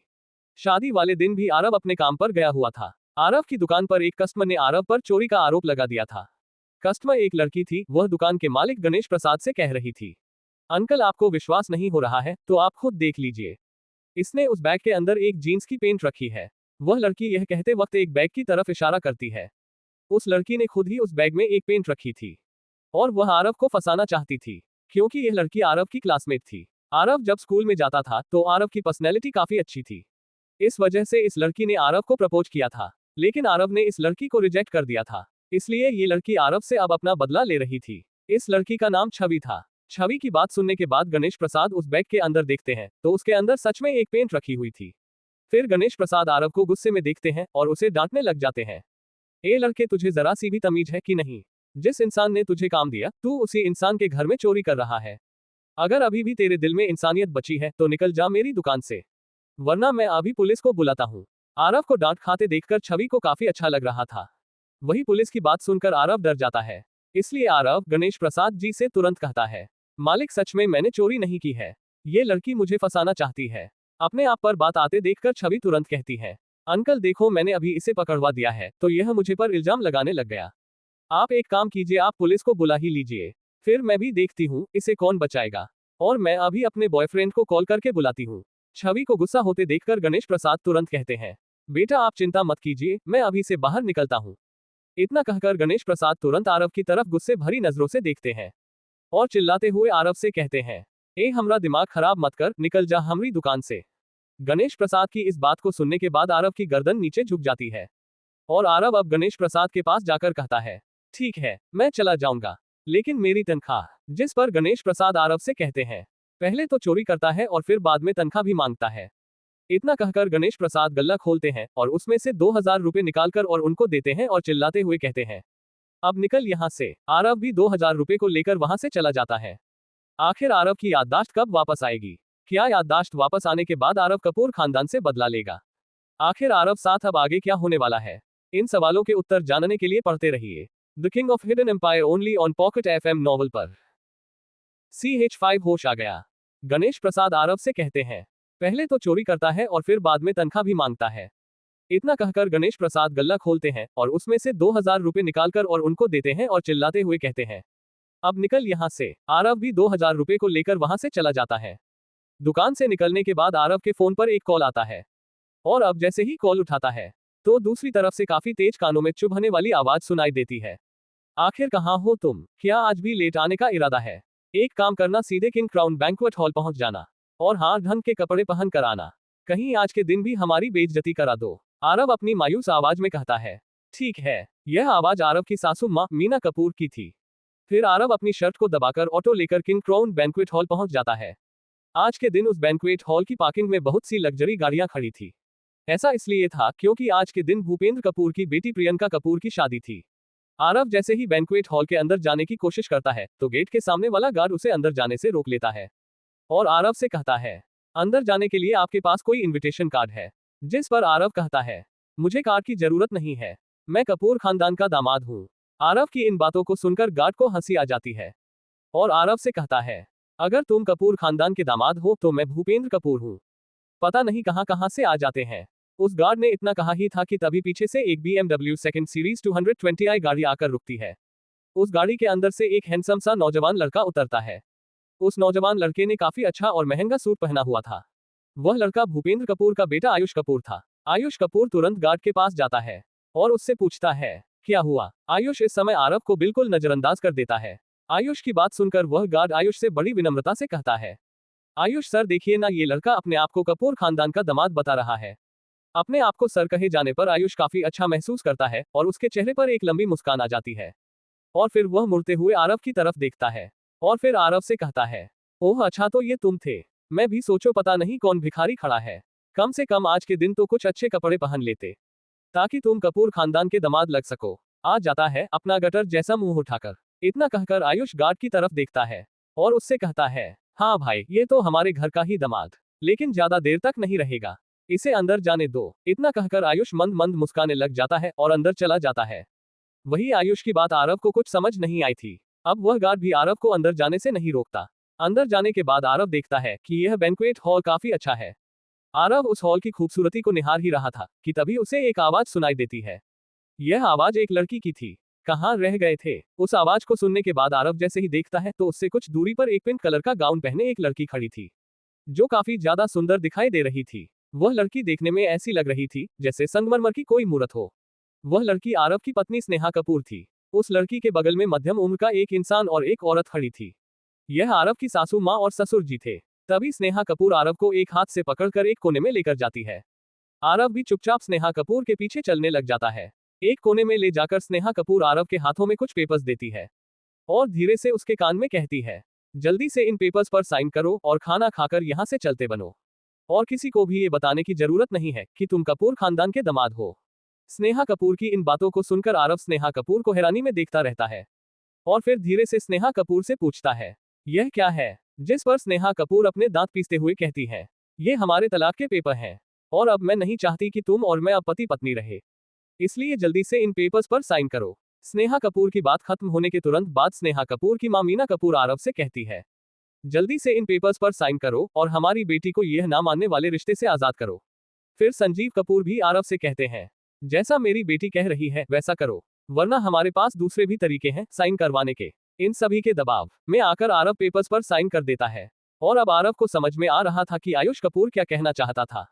पेपर्स पर साइन होने के बाद तीनों के चेहरे पर एक मुस्कान आ जाती है, जिसके बाद स्नेहा कपूर मुस्कुराते हुए आरव से कहती है, शुक्रिया पेपर्स पर साइन करने के लिए और हाँ खाना खाकर जाना।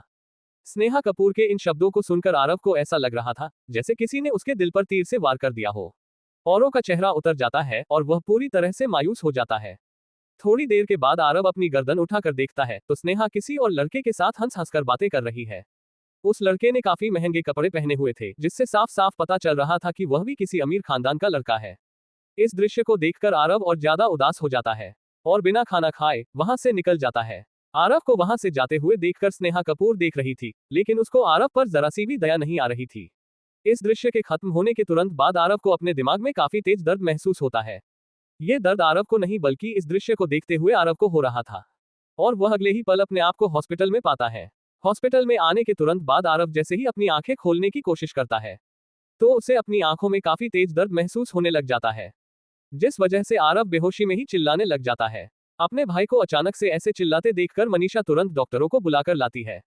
आरव को ऐसे चिल्लाते देखकर शक्ति भी काफी डर जाता है। डॉक्टर तुरंत आकर उन दोनों को कमरे से बाहर करते हैं और आरव को देखने लग जाते हैं, लेकिन उन्हें कुछ भी समझ में नहीं आता। लगभग आधे घंटे तक आरव ऐसे ही चिल्लाता रहता है। आरव जब चुप हो जाता है तो डॉक्टर भी कमरे से बाहर निकल जाते हैं।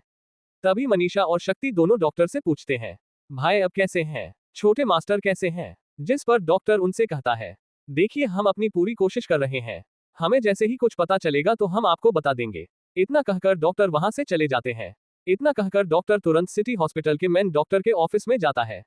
मैं डॉक्टर के ऑफिस में एक मध्यम उम्र का इंसान बैठा हुआ था जिसने डॉक्टरों वाला कोट पहना था।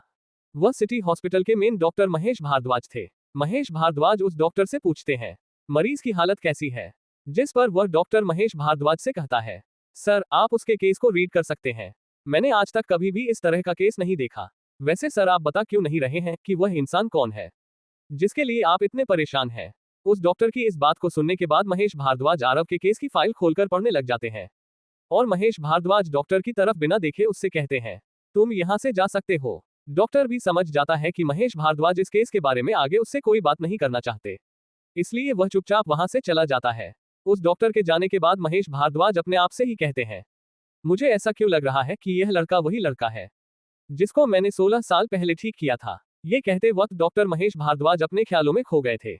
अगले दिन भी आरव जोर जोर से चिल्लाने लग जाता है, लेकिन आधे घंटे के बाद वह फिर चुप हो जाता है। तीसरे दिन भी आरव यही हरकत करता है, जिससे मनीषा काफी ज्यादा डर गई थी। चौथे दिन मोनू शक्ति के पास आता है और शक्ति से कहता है, शक्ति भाई आपको नहीं लग रहा कि छोटे मास्टर कुछ दिनों से एक ही समय पर चलाने लग जाते हैं और कुछ समय बाद अपने आप चुप हो जाते हैं, जिस वजह से छोटे मास्टर की बहन काफी ज्यादा डर जाती है। मोनू की बात सुनने के बाद शक्ति भी सोच में पड़ जाता है और फिर शक्ति मोनू से कहता है, हाँ मोनू तू सही कह रहा है, छोटे मास्टर एक ही समय पर चिल्लाते हैं, लेकिन आज हमें कुछ भी करके छोटे मास्टर की बहन को उस समय छोटे मास्टर से दूर लेकर जाना होगा।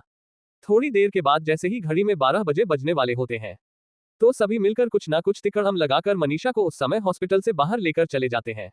और वही हॉस्पिटल में जैसे ही 12 बजते हैं तो आरव दोबारा से जोर जोर से चिल्लाने लग जाता है, लेकिन आधे घंटे के बाद अपने आप चुप हो जाता है। जिस समय जतिन चिल्लाने वाला होता है उस समय सभी लोग कुछ ना कुछ करके मनीषा को हॉस्पिटल से बाहर लेकर चले जाते हैं। आरव 3 दिन तक और ऐसे ही चिल्लाता है। आरव को 1 हफ्ते से लगातार उसकी आंखों में काफी तेज दर्द महसूस होता है, जिस वजह से कभी कभार तो उसकी आंखों से खून भी बहने लग जाता है। 7 दिन के बाद सभी लोग जैसे ही मनीषा को हॉस्पिटल से दूर ले जाने की कोशिश करते हैं, लेकिन आज के दिन मनीषा किसी की भी बात नहीं मानती। अब सभी लोग इस बात से डर रहे थे, कहीं आज आरव चिल्लाने लग गया तो मनीषा का हाल कैसा होगा। लेकिन आज जैसे ही 12 बजते हैं तो जतिन बिल्कुल भी नहीं चिल्लाता, बल्कि आज उसे होश आ जाता है। होश में आने के बाद और आरव की आंखों की पुतली हरे रंग की हो जाती है, लेकिन कुछ ही देर में उसकी आंखों की पुतली वापस सामान्य हो जाती है। आज जतिन को ने चिल्लाते हुए देखकर शक्ति जैसे ही कमरे में देखता है तो जतिन की आंखें खुली देखकर वह काफी ज्यादा खुश हो जाता है और तुरंत डॉक्टर को बुलाता है। डॉक्टर भी आरव की सारी जांच कर लेता है और फिर आप सभी को बताता है, आरव बिल्कुल नॉर्मल है। ये सब बताते वक्त डॉक्टर भी काफी ज्यादा हैरान था। आरव फिर जैसे ही अपने बगल में देखता है तो वह वहां पर मनीषा को खड़ी पाता है। मनीषा को देखने के तुरंत बाद आरव के चेहरे पर हल्की मुस्कान आ जाती है और फिर आरव अपने हाथ को ऊपर उठाकर मनीषा के सिर को सहलाने लग जाता है और फिर आरव की नजर मनीषा के बगल में खड़े शक्ति पर जाती है। शक्ति को देखकर आरव को लग रहा था जैसे उसने इस इंसान को कहीं ना कहीं देखा है। थोड़ी देर तक सोचने के बाद आरव को याद आ जाता है और फिर आरव कहता है, अरे शक्ति तुम। आरव के मुंह से अपना नाम सुनकर शक्ति काफी ज्यादा खुश हो जाता है और फिर शक्ति तुरंत कहता है, जी हाँ छोटे मास्टर यह मैं ही हूँ। फिर आरव मुस्कुराते हुए कहता है, मास्टर कैसे हैं। आरव के इन शब्दों को सुनकर शक्ति मायूस हो जाता है। शक्ति को मायूस होता देखकर आरव समझ जाता है कि कुछ ना कुछ गड़बड़ है, इसलिए आरव तुरंत डॉक्टर की तरफ देखते हुए उससे पूछता है, क्या अब मैं यहाँ से जा सकता हूँ। जिस पर वह डॉक्टर तुरंत कहता है, जी हाँ सर, मैं अभी डिस्चार्ज की प्रक्रिया पूरी करता हूँ। डिस्चार्ज की प्रक्रिया पूरी करने के बाद आरव शक्ति के साथ अपने मास्टर यानी बलदेव कुमार के विला की तरफ चल पड़ता है। जब तक डिस्चार्ज की प्रक्रिया हो रही थी तब तक आरव ने मनीषा को सब बता दिया था। हालांकि आरव ने मनीषा को सारी सच्चाई नहीं बताई थी, उसने सिर्फ इतना बताया था कि उसका भाई कोई आम इंसान नहीं है। आरव ने मनीषा को यह भी बता दिया था उसका और स्नेहा कपूर का तलाक हो गया है। वहां से जाने से पहले आरव मनीषा को कहता है, कपूर मेंशन जाकर अपना सारा सामान पैक कर लो, मैं थोड़ी देर में आ रहा हूँ। आरव की बात सुनकर मनीषा कपूर मेंशन की तरफ चली जाती है। वही आरव भी शक्ति के साथ गाड़ी में बैठकर अपने मास्टर के विला की तरफ चल पड़ता है। रास्ते में आरव शक्ति से पूछता है, शक्ति ये तो बताओ मेरे जाने के बाद गैंग की क्या हालत रही। आरव की बात सुनने के बाद शक्ति एक गहरी सांस लेता है और आरव को बताने लगता है, छोटी मास्टर आपके जाने के बाद हमने 2 साल तक तो गैंग को अच्छे से चलाया, लेकिन 2 साल के बाद हमारे ऊपर दोबारा से हमला हो गया। उस हमले में बड़े मास्टर काफी ज्यादा घायल हो गई थी और अब 2 सालों में हम अंडरवर्ल्ड में छुपकर काम कर रहे हैं। हालांकि अब भी हमारी गैंग से कोई पंगा नहीं लेना चाहता, लेकिन हमारी गैंग अब निर्मली औरों की गैंग की तरह बाहर नहीं दिख रही है। अब दिल्ली में बहुत सी गैंग हो गई है। अगर टोटल मिलाकर कहूँ तो दिल्ली में अब 8 नई गैंग है। एक गैंग तो हमारे समय की ही है, उनकी और हमारी तो कभी ही नहीं बनी। पहली बार जब हम पर हमला हुआ था तो उसी गैंग का हाथ था, और दूसरी बार भी वह गैंग हमारी पूरी गैंग को खत्म कर पूरी दिल्ली पर राज करना चाहती थी। शक्ति की बात सुनकर आरव सोचते हुए कहता है, क्या तुम बुल गैंग की बात कर रहे हो। जिस पर शक्ति कहता है, हाँ छोटी मास्टर। शक्ति की हाँ सुनने के बाद आरव कहता है, अब तो इस बुल गैंग को बताना ही पड़ेगा। अगर जंगल का राजा थोड़े दिन तक जंगल में ना रहे तो जंगल में कुत्तों का राज नहीं हो जाता। आरव की इन बातों को सुनने के बाद शक्ति समझ जाता है कि अब छोटे मास्टर कुछ ऐसा करने वाले हैं जिससे अंडरवर्ल्ड और बिजनेस वर्ल्ड पूरा हिलने वाला है। ये सोचकर ही शक्ति के पूरे शरीर में सिहरन दौड़ जाती है। कुछ ही देर में गाड़ी ब्लैक विला के आगे पहुंच जाती है। जब आरव यहाँ पर रहता था तब यह विला पूरा काले रंग का था, लेकिन आज यह विला एकदम अलग था। यह पूरा विला सफेद रंग में रंगा हुआ था। इस विला के पास पहुंचने के बाद आरव अपनी आंखें बंद करता है और एक लंबी गहरी सांस लेता है और फिर धीरे से अपनी आंखें खोलता है और विला के अंदर चलने लग जाता है। आखिर आरव अब क्या करने वाला है? अपने मास्टर बलदेव कुमार को देखकर आरव क्या प्रतिक्रिया होगी? क्या आरव अपने मास्टर की ऐसी हालत का बदला लेगा? इन सवालों के उत्तर जानने के लिए पढ़ते रहिए the king of hidden empire only on pocket FM novel पर। CH6 पुराना रूप। कुछ ही देर में गाड़ी ब्लैक विला के आगे पहुंच जाती है। जब आरव यहाँ पर रहता था तब यह विला पूरा काले रंग का था, लेकिन आज यह विला एकदम अलग था। यह पूरा विला सफेद रंग में रंगा हुआ था। इस विला के पास पहुंचने के बाद आरव अपनी आंखें बंद करता है और एक लंबी गहरी सांस लेता है और फिर धीरे से अपनी आंखें खोलता है और विला के अंदर चलने लग जाता है। अंदर जाने के बाद आरव सीधा अपने मास्टर के कमरे में चला जाता है। अपने मास्टर के कमरे में जाने के बाद आरव देखता है कि एक मध्यम उम्र का इंसान बेड पर लेटा हुआ है और उसको ग्लूकोज चढ़ाया जा रहा है। उसी कमरे में दो इंसान और बैठे हुए थे।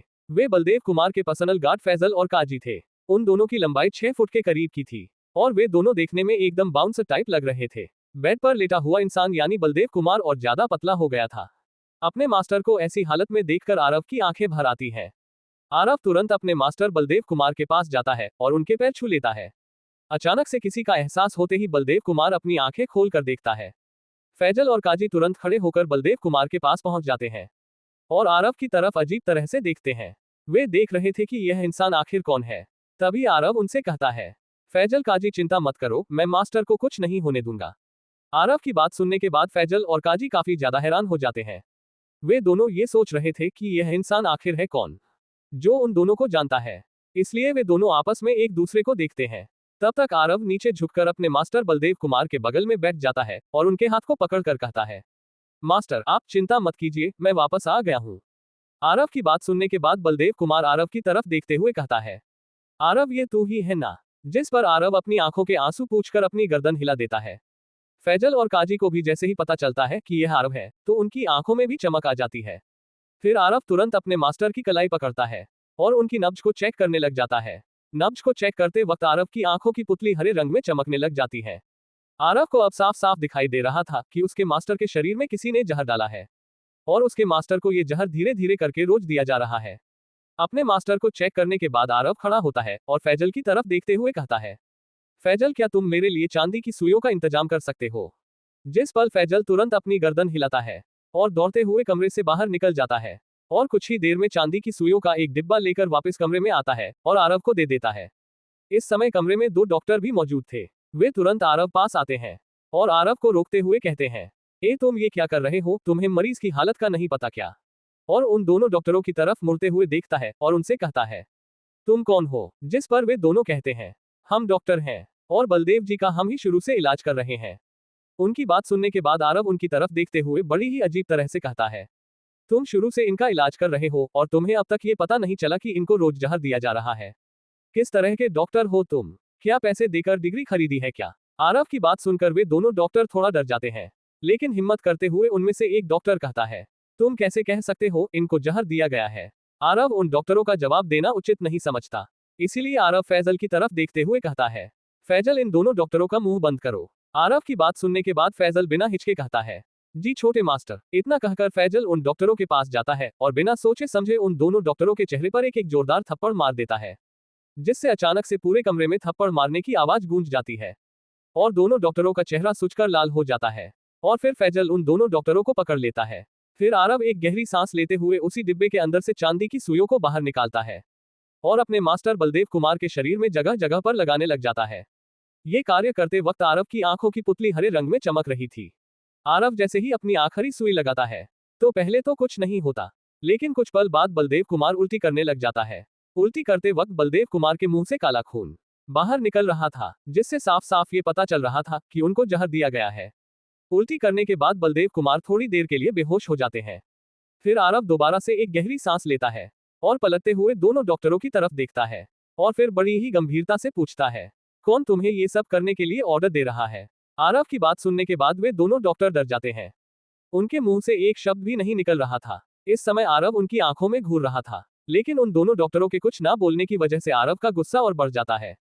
और फिर आरव कहता है, शक्ति। आरव की आवाज सुनने के तुरंत बाद शक्ति कमरे के अंदर आता है और आरव के पास जाकर कहता है, जी छोटे मास्टर। फिर आरव कहता है, मेरी रानी कहाँ पर है? जिस पर शक्ति फैजल की तरफ देखता है। फैजल तुरंत अलमारी को खोलकर उसके अंदर से एक बरेटा 92 पिस्टल निकालकर आरव को देता है। आरव भी पिस्टल को अपने हाथ में लेकर दोनों डॉक्टरों की तरफ आगे बढ़ता है और उनके पास जाकर बड़ी ही गंभीरता से कहता है, तुम्हारी हिम्मत कैसे हुई मेरे पिता समान मास्टर को जहर देने की? क्या तुम्हें इसका अंजाम नहीं पता था कि तुम्हारे साथ क्या हो सकता है?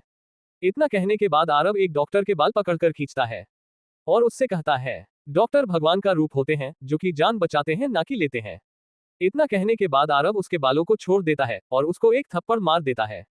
थप्पड़ मारने के बाद आरव उसके पेट में लात मारकर उसे जमीन पर गिरा देता है।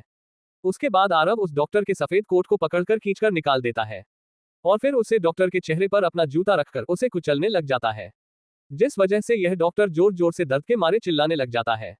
उस डॉक्टर की ऐसी हालत को देखकर उस कमरे में खड़े बाकी लोगों की जान हलक में आ जाती है। वही दूसरा डॉक्टर इस तरह के टॉर्चर से बुरी तरह से डर जाता है।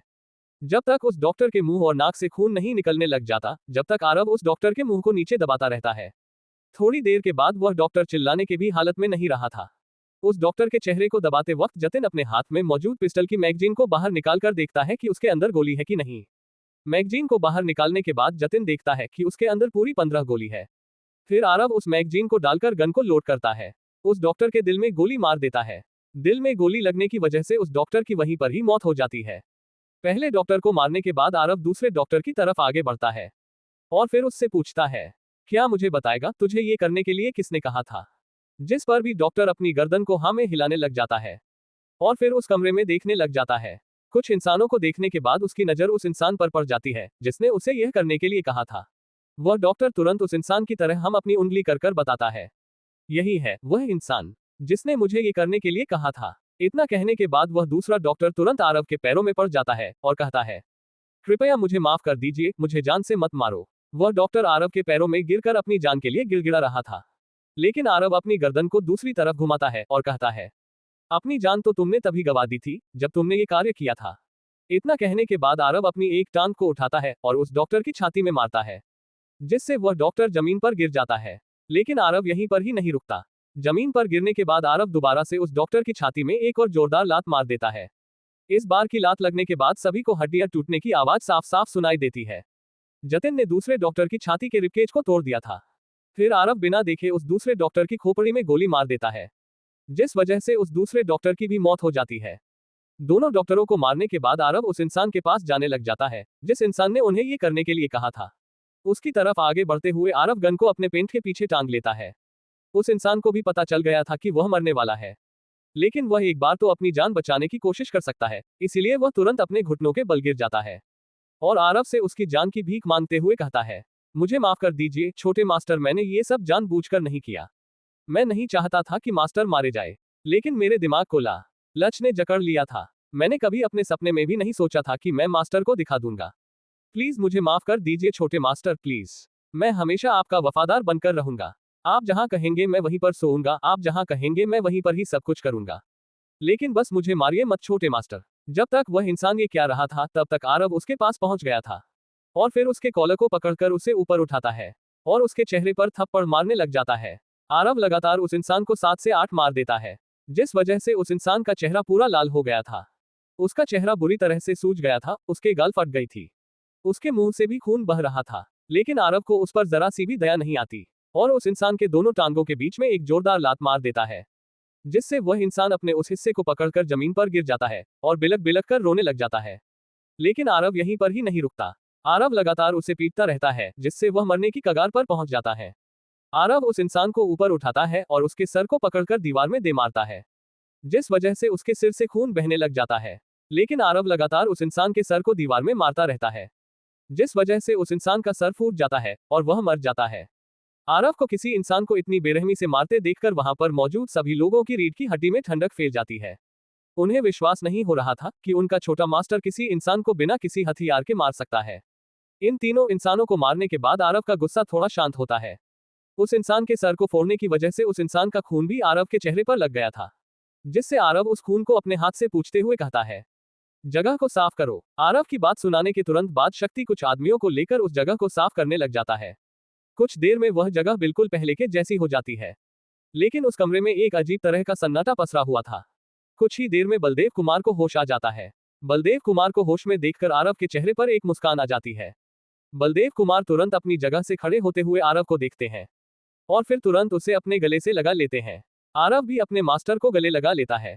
आरव को देखकर बलदेव कुमार का गला भर आया था। गले लगे लगे ही वह आरव से कहते हैं, आरव बेटा, मैंने तुझे बहुत याद किया, लेकिन आज तुझे अपने सामने देखकर मैं बहुत ज्यादा खुश हूँ। अब मैं चैन से मर सकूंगा। अपने मास्टर बलदेव कुमार की इन बातों को सुनकर आरव तुरंत कहता है, नहीं, आप अभी नहीं मरने वाले। अभी तो आपको मुझे बहुत कुछ सिखाना है, और वैसे भी मैं इतनी जल्दी आपका पीछा नहीं छोड़ने वाला। इतना कहने के बाद आरव हंसने लग जाता है। आरव को हंसता देखकर बलदेव कुमार भी हंसने लग जाते हैं। फिर आरव और बलदेव कुमार काफी देर तक बातें करते हैं, जिस पर बलदेव कुमार आरव को बताते हैं, तेरे जाने के बाद उन्होंने डेविल नाम का इस्तेमाल करके 2 साल तक और अपनी गैंग चलाई, लेकिन तभी किसी को पता चल गया कि डेविल अब ब्लैक कोबरा गैंग के साथ नहीं है। यहाँ तक कि यह भी कह दिया गया कि डेविल मारा गया है। लेकिन डेविल ने जिस तरह का आतंक पूरे अंडरवर्ल्ड में फैलाया हुआ था, उसे देखकर कोई भी यह मानने को तैयार नहीं था कि डेविल मर गया है। लेकिन 1 साल तक डेविल की कोई भी खबर न आने की वजह से सभी ने मान लिया कि डेविल मर गया, और उसके बाद ब्लैक कोबरा गैंग का वर्चस्व खत्म होने लगा। काफी देर तक आपस में बात करने के बाद आरव बताता है कि यहाँ से जाने के बाद उसकी याददाश्त चली गई थी और एक गरीब परिवार ने उसको पाला पोसा, और फिर बाद में वे भी उसे छोड़कर चले गए, लेकिन उसके कंधों पर एक मासूम की जिम्मेदारी आ गई। काफी देर तक बात करने के बाद आरव बलदेव कुमार से कहता है, मास्टर, मुझे जाना होगा, मनीषा मेरा इंतजार कर रही होगी। जिस पर बलदेव कुमार आरव से कहते हैं, ठीक है, तो बाद में मिलेंगे। फिर आरव वहां से निकल जाता है। लेकिन ब्लैक विला से निकलते वक्त आरव की पर्सनैलिटी बिल्कुल बदल गई थी। ऐसा इसलिए था क्योंकि आरव अपनी पुरानी पर्सनैलिटी में आ गया था। Black Chelsea boots, black cotton fitting pant, black T shirt, black chain watch and black sunglasses. T shirt की स्लीव्स ऊपर की हुई थी। इन कपड़ों में आरव की लुक और ज्यादा किलर दिखाई दे रही थी। बाहर निकलने के बाद आरव इशारे से मोनू से गाड़ी की चाबी मांगता है, और वैसे भी मोनू आरव को मना नहीं कर सकता था, क्योंकि बलदेव कुमार के बाद आरव ही पूरी गैंग को संभालने वाला है। इसलिए मोनू तुरंत गाड़ी की चाबी को आरव की तरफ फेंक देता है। चाबी लेने के बाद आरव काले रंग की फॉर्च्यूनर लेजेंडर को अनलॉक करता है। ये गाड़ी प्योर ब्लैक थी, इसके शीशे भी जेड ब्लैक थे, जिस वजह से कोई भी इंसान इस गाड़ी के अंदर बैठे हुए इंसान को नहीं देख सकता था। फिर आरव गाड़ी के अंदर बैठकर अपनी आंखें बंद करता है और एक गहरी सांस लेता है, क्योंकि उसने इतने सालों बाद दोबारा से अपनी उसी जिंदगी को जिया था जो वो पहले जीता था। गाड़ी को स्टार्ट कर आरव चल पड़ता है और कुछ ही देर में आरव कपूर मैंशन पहुंच जाता है। कपूर मैंशन देखने में काफी खूबसूरत था और उसके चारों तरफ से बहुत से विला बने हुए थे। मैंशन में सिर्फ परिवार के राजा रहते थे, लेकिन अब तो परिवार का राजा अमर कपूर बन गया था, इसलिए मैंशन में अमर कपूर रहता था। कपूर मैंशन का गेटकीपर फॉर्च्यूनर को आता देखकर सकपका जाता है, क्योंकि उसने कभी भी इस तरह की गाड़ी को नहीं देखा था। हालांकि गेटकीपर ने बहुत सी फॉर्च्यूनर को देखा था, लेकिन उसने कभी भी इस तरह की प्योर काले रंग की फॉर्च्यूनर जिसके शीशे तक भी काले हो ऐसी गाड़ी नहीं देखी थी। उस काले रंग की फॉर्च्यूनर को देखकर ऐसा लग रहा था जैसे कोई खुला सांड उसकी तरफ दौड़ता हुआ आ रहा है। तभी अचानक से ब्रेक लगने की आवाज आती है। वह काली फॉर्च्यूनर उस गेटकीपर के बगल में आकर रुकी थी। फिर उस फॉर्च्यूनर की ड्राइवर साइड का मिरर डाउन होता है और फिर आरव उस गेटकीपर से कहता है, दरवाजा खोल। उस गाड़ी के अंदर आरव को बैठा देखकर वह गेटकीपर काफी ज्यादा हैरान हो जाता है। उस गेटकीपर को विश्वास नहीं हो रहा था कि जिस दामाद को वह इतना नकारा बताते थे उसके पास इतनी महंगी गाड़ी होगी। वह गेटकीपर अपनी ही सोच में खोया हुआ था कि तभी उसे आरव की दोबारा से आवाज आती है, गेट खोल। लेकिन अब की बार यह कहते वक्त आरव की टोन बिल्कुल बदल गई थी। उस गेटकीपर को ऐसे लग रहा था जैसे आरव उसको कोई ऑर्डर दे रहा हो, इसलिए गेटकीपर भी अकड़ते हुए आरव से कहता है, नहीं खोलूं तो। उस गेटकीपर के बात सुनने के बाद आरव एक गहरी सांस लेता है और अपने कमर के पीछे से अपनी रानी यानी बरेटा 92 को बाहर निकालता है और गाड़ी के अंदर से ही उस गेटकीपर के ऊपर निशाना लगा लेता है। आरव के हाथ में बंदूक को देखकर गेटकीपर की सांस ऊपर नीचे हो जाती है और वह तुरंत दरवाजा खोल देता है। दरवाजा खुलने के बाद आरव अपना शीशा दोबारा से चढ़ा लेता है और बंदूक को डैशबोर्ड पर रखकर गाड़ी को मेंशन के अंदर लेकर जाता है। अंदर आने के बाद आरव गाड़ी को एक विला की तरफ मोड़ देता है। आखिर आरव अब आगे क्या करने की सोच रहा है? आरव की असलियत जब कपूर खानदान को पता चलेगी तो कपूर खानदान का क्या रिएक्शन होगा? याददाश्त वापस आने के बाद दोबारा से आरव की डेविल वाली पर्सनैलिटी बाहर आएगी? इन सवालों के उत्तर जानने के लिए पढ़ते रहिए the king of hidden empire only on pocket FM novel पर। CH7 काला मुंह करेगी।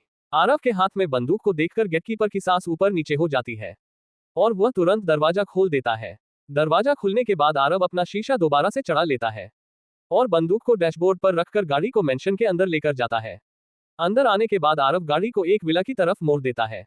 आरव जिस विला की तरफ जा रहा था वह विला आरव के ससुर जी संजीव कपूर का था।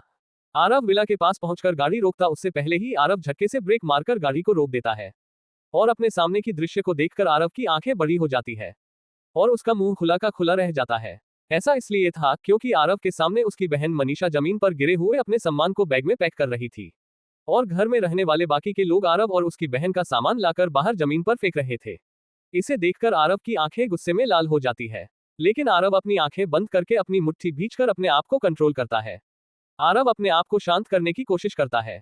आरव को पता था कि जल्दबाजी में लिया हुआ फैसला उसके लिए भी गलत साबित हो सकता है, इसलिए आरव इस सिचुएशन को धीरज से हैंडल करना चाहता था। उस विला के आगे इस समय कपूर खानदान के ज्यादातर लोग इकट्ठा हो गए थे और अचानक से एक काली फॉर्च्यूनर को रुकता देखकर सभी लोग हैरानी में एक दूसरे को देख रहे थे।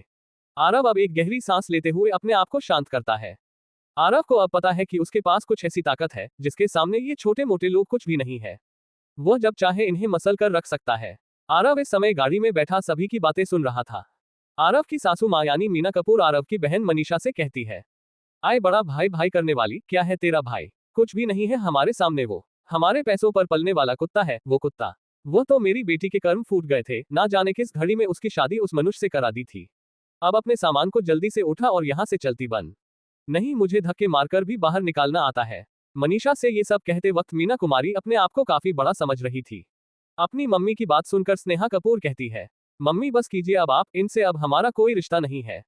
और रही बात उस नाली के कीड़े की, तो वह अपने जीवन में कुछ भी हासिल नहीं कर पाएगा, लेकिन इसे तो अक्ल होनी चाहिए, ये अपने इस सुंदरता को लेकर कहाँ जाएगी।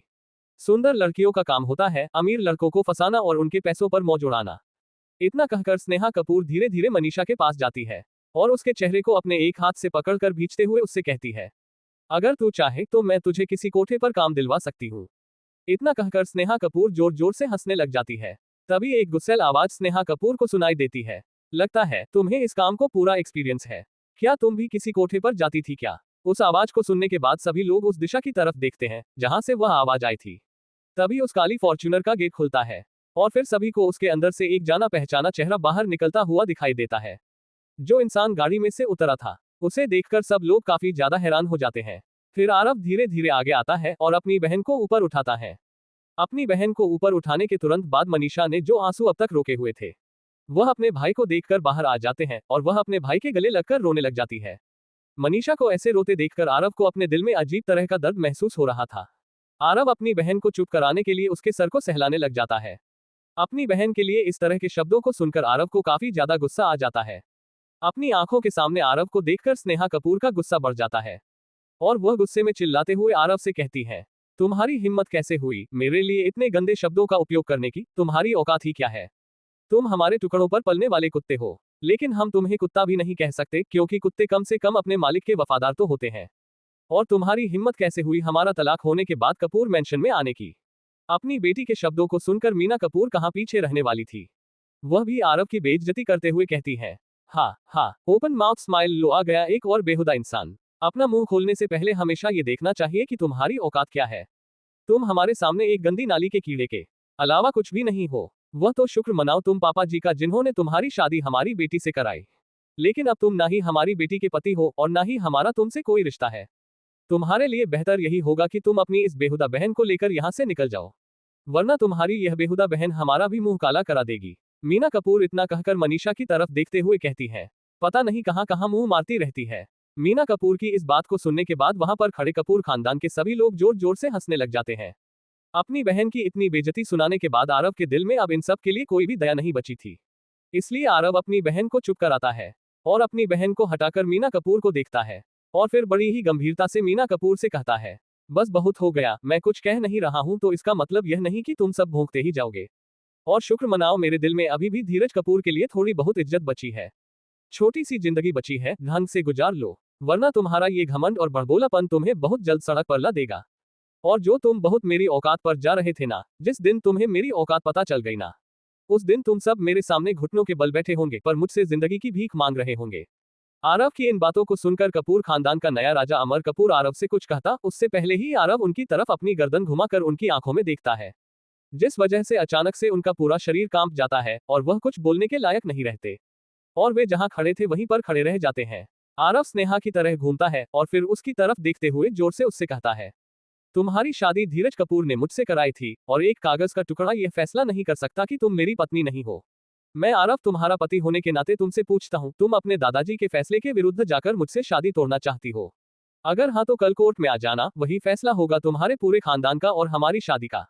इतना कहने के बाद आरव किसी की भी प्रतिक्रिया को नहीं देखता, अपनी बहन को गाड़ी में बिठाकर तुरंत वहां से निकल जाता है। वहां पर मौजूद कपूर खानदान के सभी लोग आरव को बस जाता हुआ देखते रहते हैं। आरव के जाने के बाद संजीव कपूर अपने बड़े भाई अमर कपूर से पूछते हैं, बड़े भाई जब वह हमारे पिताजी को सीधा नाम लेकर बोल रहा था तो आपने उससे कुछ क्यों नहीं कहा? संजीव कपूर की बात सुनने के बाद अमर कपूर संजीव कपूर की तरफ बड़ी ही गंभीरता से देखते हुए कहता है, तुम्हें क्या लगता है मैं उससे कुछ कहना नहीं चाहता था? लेकिन बात तो यह है कि जब मैंने उससे कुछ कहने के लिए उसकी तरफ अपने कदम बढ़ाए और उसने जब मेरी आंखों में देखा तो मुझे अपने ऊपर एक अलग तरह का प्रेशर महसूस हुआ था।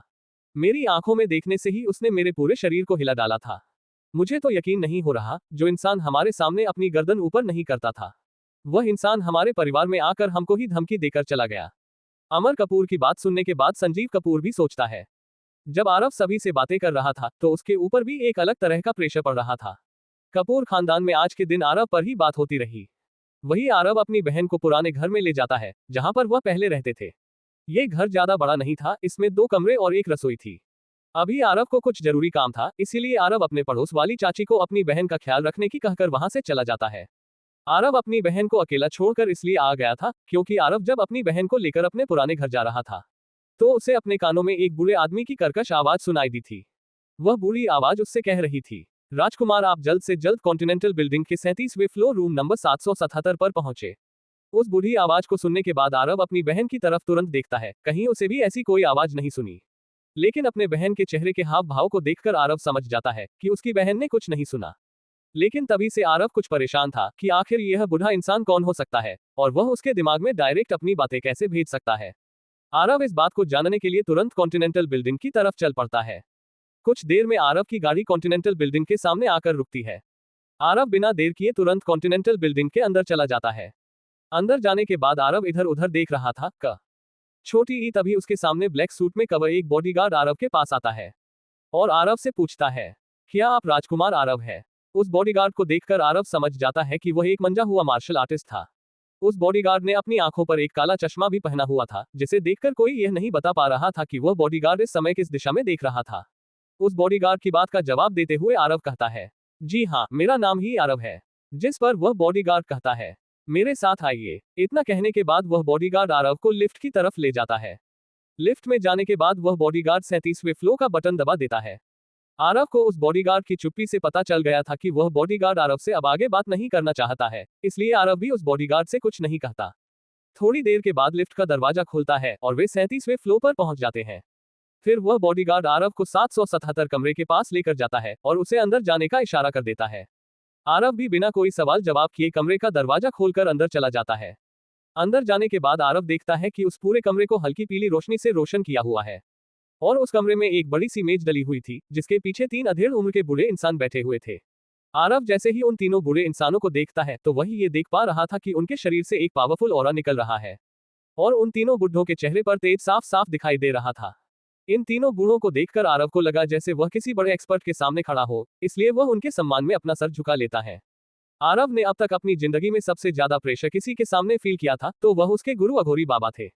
हालांकि इन तीनों बूढ़ों के शरीर से भी प्रेशर निकल रहा था, लेकिन जतिन को वह इतना ज्यादा फील नहीं हो रहा था। लेकिन आरव फिर भी उनके सम्मान में सिर झुकाते हुए बड़े ही सम्मानता पूर्वक उनसे कहता है, आप तीनों संतों ने मुझे अपने दर्शन देकर मेरे जीवन को सफल बना दिया है। आरव की बातें सुनकर उन तीनों संतों के चेहरे पर मुस्कान आ जाती है। उन तीनों को पता तो था कि आरव काबिल है, लेकिन उन्हें इतना नहीं पता था कि आरव उनको एक झलक देखकर ही बता देगा कि वह कोई आम इंसान नहीं बल्कि संत है। और आरव के इतने विनम्र स्वभाव को देखकर भी वह उससे काफी ज्यादा इंप्रेस हो जाते हैं। आखिर आरव अब कपूर खानदान के साथ क्या करने वाला है? आखिर आरव में कल सभी को कोर्ट में आने के लिए क्यों कहा? आखिर इन तीनों बूढ़े संतों ने आरव को यहाँ पर क्यों बुलाया? इन सवालों के उत्तर जानने के लिए पढ़ते रहिए the king of hidden empire only on pocket FM novel पर। CH8 hidden empire. उन तीनों को पता तो था कि आरव काबिल है, लेकिन उन्हें इतना नहीं पता था कि आरव उनको एक झलक देखकर ही बता देगा कि वह कोई आम इंसान नहीं बल्कि संत है। और आरव के इतने विनम्र स्वभाव को देखकर भी वह उससे काफी ज्यादा इंप्रेस हो जाते हैं। तभी बीच में बैठा हुआ संत आरव से कहता है, राजकुमार, हमें पता है कि आप सिंह परिवार के युवराज हैं, लेकिन आपको ये भी पता होना चाहिए कि आप सिंह परिवार के साथ साथ एक एम्पायर के भी राजकुमार हैं। उस संत का नाम महावीर होता है। आरव महावीर की बातों को सुनकर सोच में पड़ जाता है कि उन्हें कैसा पता चला कि वह सिंह परिवार का युवराज है। हालांकि आरव ये सुनकर भी काफी ज्यादा हैरान हो गया था कि वह एक एम्पायर का भी राजकुमार है। महावीर समझ जाता है कि आरव क्या सोच रहा है, इसलिए एक गहरी सांस लेकर वह आरव को आगे बताते हैं। आपको ये तो पता होगा कि पूरी दुनिया में सबसे ताकतवर परिवारों की लिस्ट तैयार होती है। क्या आपने कभी यह नहीं सोचा कि इन परिवारों की लिस्ट को कौन तैयार करता है? इस दुनिया में इन परिवारों से भी ज्यादा ताकतवर बहुत चीज है। आप सोच रहे होंगे कि यह परिवार ही पूरी दुनिया को चलाते हैं, लेकिन ऐसा नहीं है। इन परिवारों से भी ऊपर कोई है जो इस पूरी दुनिया को चला रहे हैं। इन्हें ही एम्पायर बोलते हैं, और इस पूरी दुनिया में 3 एम्पायर है, और इन तीनों एम्पायर के पास एक एक रक्षक है जो इस पूरी दुनिया में सबसे ज्यादा ताकतवर है, शायद इन एम्पायर के राजा और राजकुमारों से भी ज्यादा। और आपने अपने हाथ में जो अंगूठी पहनी हुई है, वह हमारे एम्पायर के रक्षक ही एम्पायर के वारिस को दे सकते हैं। जब उन्होंने आपको यह अंगूठी दी और फिर आपने जब यह अंगूठी पहनी तो हमारे एम्पायर का महल चमक उठा था, जिस वजह से हमें पता चल गया था कि हमारे एम्पायर का वारिस मिल गया है। लेकिन तब तक हम आपको खोज नहीं सकते थे, तब तक आप एक राजकुमार नहीं बन जाते। इसलिए आपके राजकुमार बनने के तुरंत बाद हमें पता चल गया था कि आप कहां पर हैं, और फिर हमने तुरंत आपको कांटेक्ट कर लिया। पिछले 200 सालों से हमारे पास कोई भी वारिस नहीं था, जिस वजह से हमारे एम्पायर का काउंसिल में रुतबा काफी कम हो गया था, और फिर धीरे धीरे हमारा एम्पायर एकदम लुप्त हो गया था। बाकी के दोनों एम्पायर में से कोई भी एम्पायर हमारे बारे में जान नहीं पा रहा था, लेकिन हमारा रुतबा कम होने की वजह से हमें एक लाभ हुआ कि हमने छुपकर अपने बिजनेस को इतना ज्यादा बड़ा बना दिया कि अब दोनों एम्पायर मिलकर भी हमारी ताकत का मुकाबला नहीं कर सकते। तो इसका मतलब यह है कि अगर अब हम सामने आ जाए तो दोनों एम्पायर को हमारे सामने घुटने टेकने पड़ेंगे, जिस वजह से अब हमारी राजकुमार का रुतबा ही दोनों एम्पायर के राजाओं से ज्यादा है। आरव भी महावीर की इन बातों को सुनकर काफी ज्यादा हैरान हो रहा था, लेकिन वह ये सुनकर काफी ज्यादा खुश हो गया था कि उसके गुरु अघोरी बाबा ने उसे इतना ताकतवर बना दिया कि वह इस पूरी दुनिया में अब सबसे ज्यादा ताकतवर और पैसे वाला इंसान बन गया है, जिस वजह से आप उसकी आंखों में उसके गुरु अघोरी बाबा की इज्जत और ज्यादा बढ़ गई थी। अब वह इन एम्पायर के बारे में जानने के बारे में और ज्यादा उत्सुक हो रहा था, इसलिए वह महावीर से पूछता है, क्या आप मुझे इन तीनों एम्पायर का नाम बता सकते हैं? आरव की इस बात को सुनकर उनके चेहरे पर मुस्कान आ जाती है, क्योंकि उन्हें अब विश्वास हो गया था कि आरव उनके एम्पायर को संभालने के लिए तैयार हो गया है। इसलिए महावीर आरव को और ज्यादा जानकारी देते हुए कहता है, तीसरे एम्पायर का नाम कमल एम्पायर है और दूसरे का गरुड़ एम्पायर, और हमारे एम्पायर का नाम नंदी एम्पायर है। महावीर की बात सुनने के बाद आरव कुछ सोचने लग जाता है। वे तीनों संत भी आरव को सोचता देखकर एक दूसरे को देखने लग जाते हैं। उन्हें देखकर साफ साफ पता चल रहा था कि बिल्कुल भी नहीं पता आरव क्या सोच रहा है। थोड़ी देर बाद आरव अपनी चुप्पी तोड़ते हुए कहता है, आपने मुझे इन एम्पायर के बारे में बताया, लेकिन आपने मुझे ये भी बताया कि हमारे एम्पायर ने छुपकर यह सारी ताकतें हासिल की है। और आपकी बातों को सुनकर मुझे समझ में आ रहा है कि तीनों एम्पायर एक दूसरे से लड़ते रहते हैं। तो इस हिसाब से अगर हम अचानक से अपने आप को उजागर करते हैं तो शायद दोनों एम्पायर मिलकर हमारे ऊपर हमला कर दे। इसलिए मुझे लगता है कि हमें अपने एम्पायर का नाम बदल देना चाहिए। तो फिर शायद उन्हें लगेगा कि एक चौथा एम्पायर तैयार हो चुका है। तो फिर वे दोनों एम्पायर कुछ ना कुछ करके इसे चौथे एम्पायर को अपने साथ मिलाने की कोशिश करेंगे, क्योंकि उनकी ताकत पहले से ज्यादा बढ़ जाए और दूसरे एम्पायर को दबाने में सक्षम हो। और हमारे लिए फायदेमंद है तब साबित होगा जब हम उनसे पूछेंगे कि हम तुम्हारे एम्पायर में शामिल क्यों हो। तो वह हमें शायद अपनी ताकत दिखा देंगे, जिससे हमें पता चल जाएगा कि आखिर वे कितने ज्यादा ताकतवर है, और फिर उनसे निपटने के लिए हम बाद में एक अच्छा सा प्लान बना सकते हैं। आरव की बात सुनकर वे तीनों संत हैरानी में एक दूसरे को देखते हैं, और आरव की बात को मानने से पहले एक दूसरे से बातचीत करते हैं।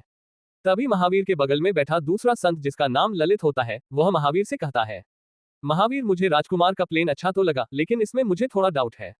जिस पर महावीर ललित से पूछता है, किस तरह का डाउट है?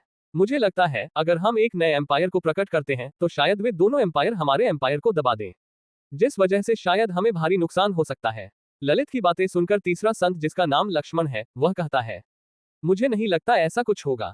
जिस पर ललित पूछता है, क्यों? लक्ष्मण मुस्कुराता है और ललित के क्यों का जवाब देते हुए कहता है, हमें पता है कमल एम्पायर बिजनेस में ज्यादा पकड़ रखता है, लेकिन गरुड़ एम्पायर ताकत पर ज्यादा विश्वास करता है। वही इन दोनों से अलग हमारा नंदी एम्पायर हर फील्ड में एक्सपर्ट है। हमारे पास प्राचीन से लेकर विज्ञान तक, अंडरवर्ल्ड से लेकर बिजनेसमैन तक अच्छी पकड़ है, और इस बात का उन दोनों एम्पायर को भी पता है। इसलिए हमारे पास राजकुमार ना होने के बावजूद भी उन्होंने कभी भी हम पर हमला नहीं किया। लेकिन हमारा राजकुमार न होने की वजह से उन्हें लगता है कि हमारी पकड़ इन सब चीजों में ढीली हो गई है, और वह और ज्यादा ताकतवर होने के लिए बाकी सभी को अपने साथ मिलाने की कोशिश करेंगे, ताकि वह हमारे नंदी एम्पायर को एम्पायर लिस्ट से हटा सके। लेकिन जब वे देखेंगे कि एक चौथे एम्पायर का उदय हो रहा है, तो वह उस चौथे एम्पायर को अपने साथ मिलाने की पूरी कोशिश करेंगे, ताकि उनकी ताकत पहले से ज्यादा बढ़ सके। और इसी बात का फायदा उठाकर हम दोनों एम्पायर को दबा सकते हैं और उन्हें अपने साथ मिला सकते हैं। और उससे लड़ने के लिए हमारे तीनों एम्पायरों का एक साथ होना जरूरी है। महावीर भी लक्ष्मण की बातें सुनकर अपनी गर्दन हिलाकर सहमति देता है। ललित भी लक्ष्मण की बातों को सुनकर समझते हुए कहता है, तुम्हारा कहना सही है, मैं कुछ ज्यादा ही सोच रहा था। आपस में बात करने के बाद महावीर आरव की तरफ देखते हुए कहता है, ठीक है राजकुमार, हम आपके बताए हुए रास्ते पर चलने के लिए तैयार हैं। लेकिन हम अपने एम्पायर का नया नाम क्या रखेंगे? उनकी बात सुनने के बाद आरव सोचने लग जाता है। काफी देर तक सोचने के बाद आरव उनकी तरफ देखते हुए कहता है, आप सब ने मुझे बताया था कि हमने ये सारी ताकत छिपकर हासिल की है। जिस पर वे तीनों संत अपनी गर्दन हिला देते हैं। आरव आगे कहता है, ठीक है, तो हम अपने एम्पायर का नाम रखेंगे हिडन एम्पायर। वे तीनों संत भी आरव की बात से सहमत हो जाते हैं।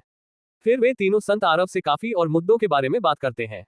आरव और तीनों संतों ने मिलकर काफी अच्छा प्लान बना लिया था। आरव उन्हें बताता है कि हमारे पास अंडरवर्ल्ड और बिजनेस वर्ल्ड के साथ साथ पॉलिटिकल पावर भी होनी चाहिए।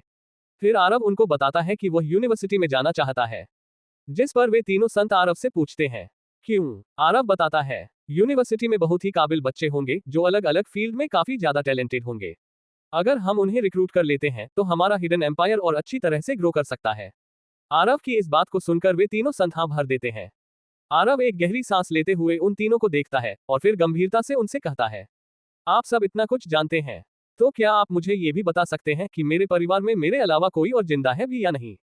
आरव की इस बात को सुनकर ललित आरव को गंभीरता से देखता है और फिर उससे कहता है, हाँ, तुम्हारे परिवार में तुम्हारे अलावा 2 लोग और जिंदा है। उनमें से एक तुम्हारे दादाजी हैं और एक तुम्हारा बड़ा भाई है। जो तुम्हारे परिवार पर हमला हुआ था तो तुम्हारा बड़ा भाई अमेरिका में पढ़ाई कर रहा था, जिस वजह से तुम्हारे परिवार के दुश्मन तुम्हारे भाई को कोई नुकसान नहीं पहुंचा पाए। और तुम्हारे दादाजी का भी अमेरिका में ही इलाज चल रहा था।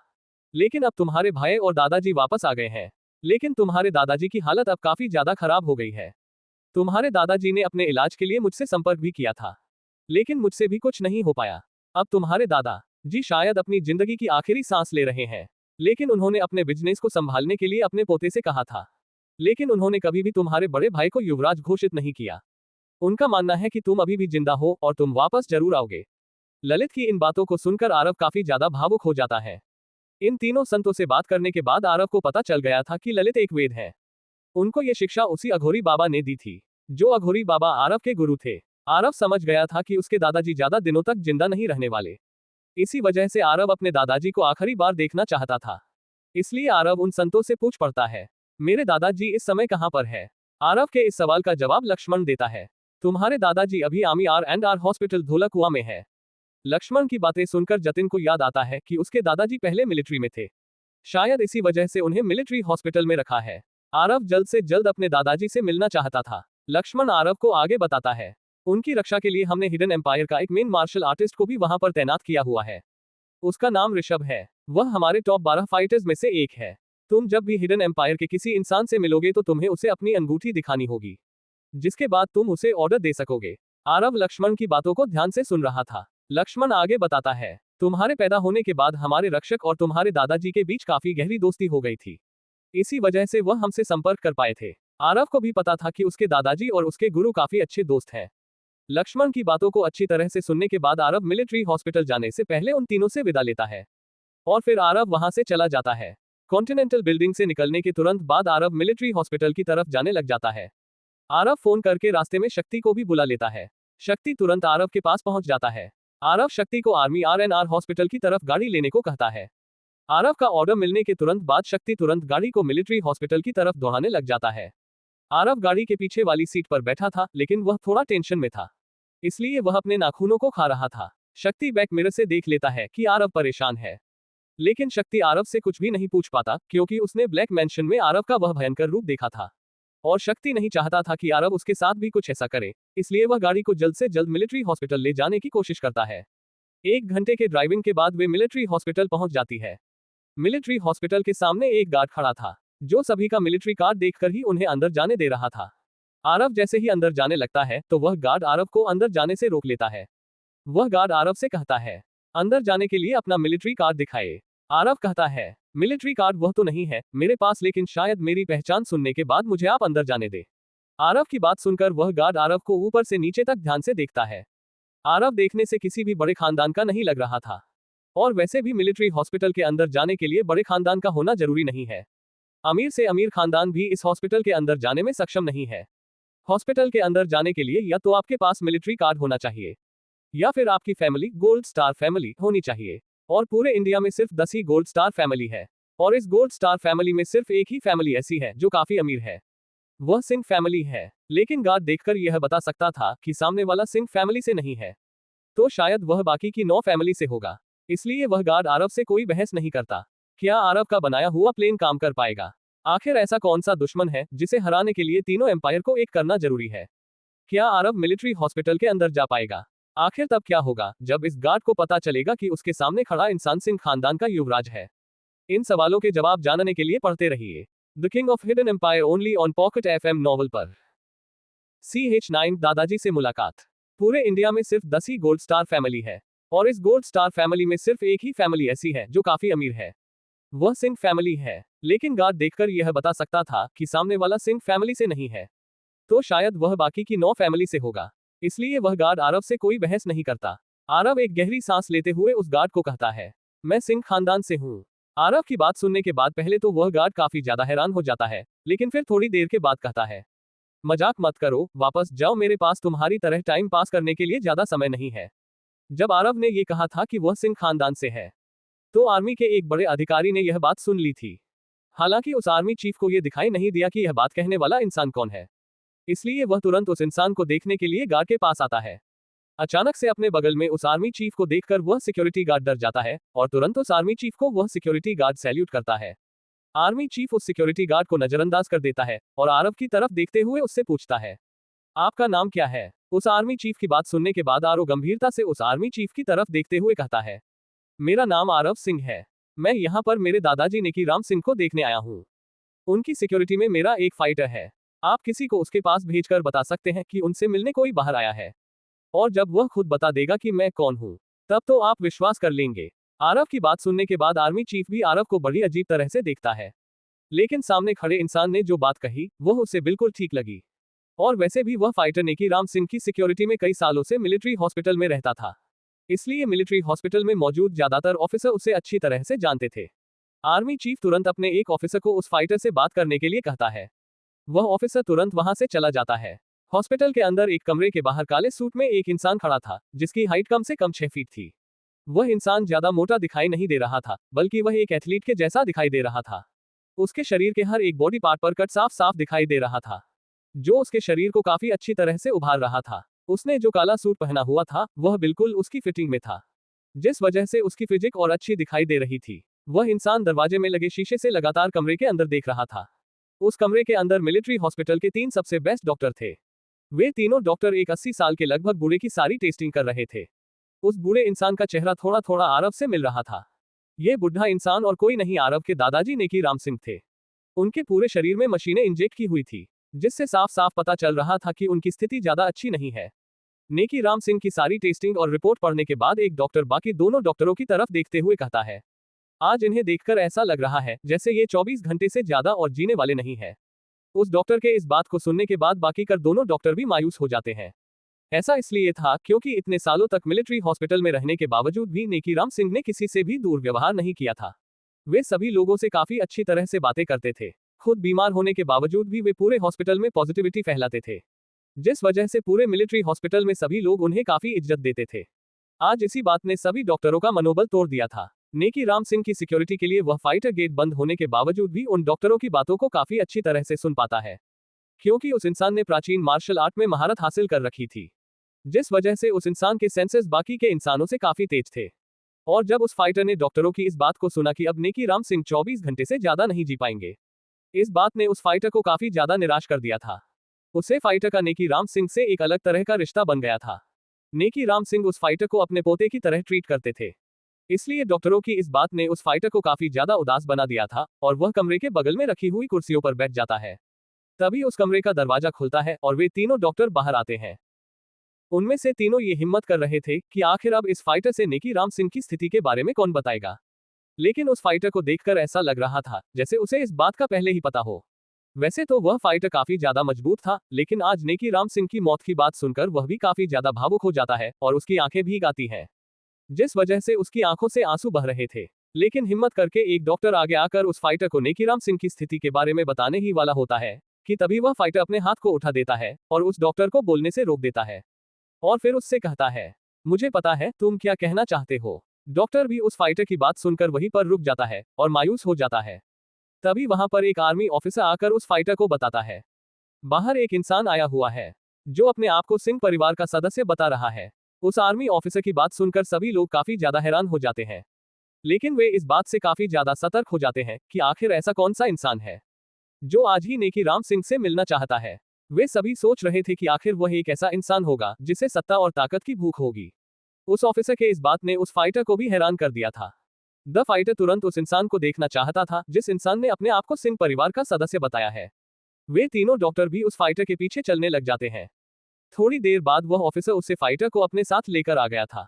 वह फाइटर अपने सामने वाले इंसान को देखकर थोड़ा हैरान हो गया था। जो इंसान सामने खड़ा था उसका चेहरा नेकी राम सिंह से थोड़ा थोड़ा मिल रहा था, लेकिन फिर भी वह फाइटर आरव से पूछता है, क्या तुम ही वो इंसान हो जो अपने आप को सिंह परिवार का सदस्य बता रहा है। उस फाइटर की बात सुनकर आरव अपने एक हाथ को हल्का सा ऊपर उठा लेता है, उसमें पहनी हुई अंगूठी को गोल गोल घुमाने लग जाता है। फाइटर आरव की इस हरकत को देखकर काफी ज्यादा हैरान हो गया था।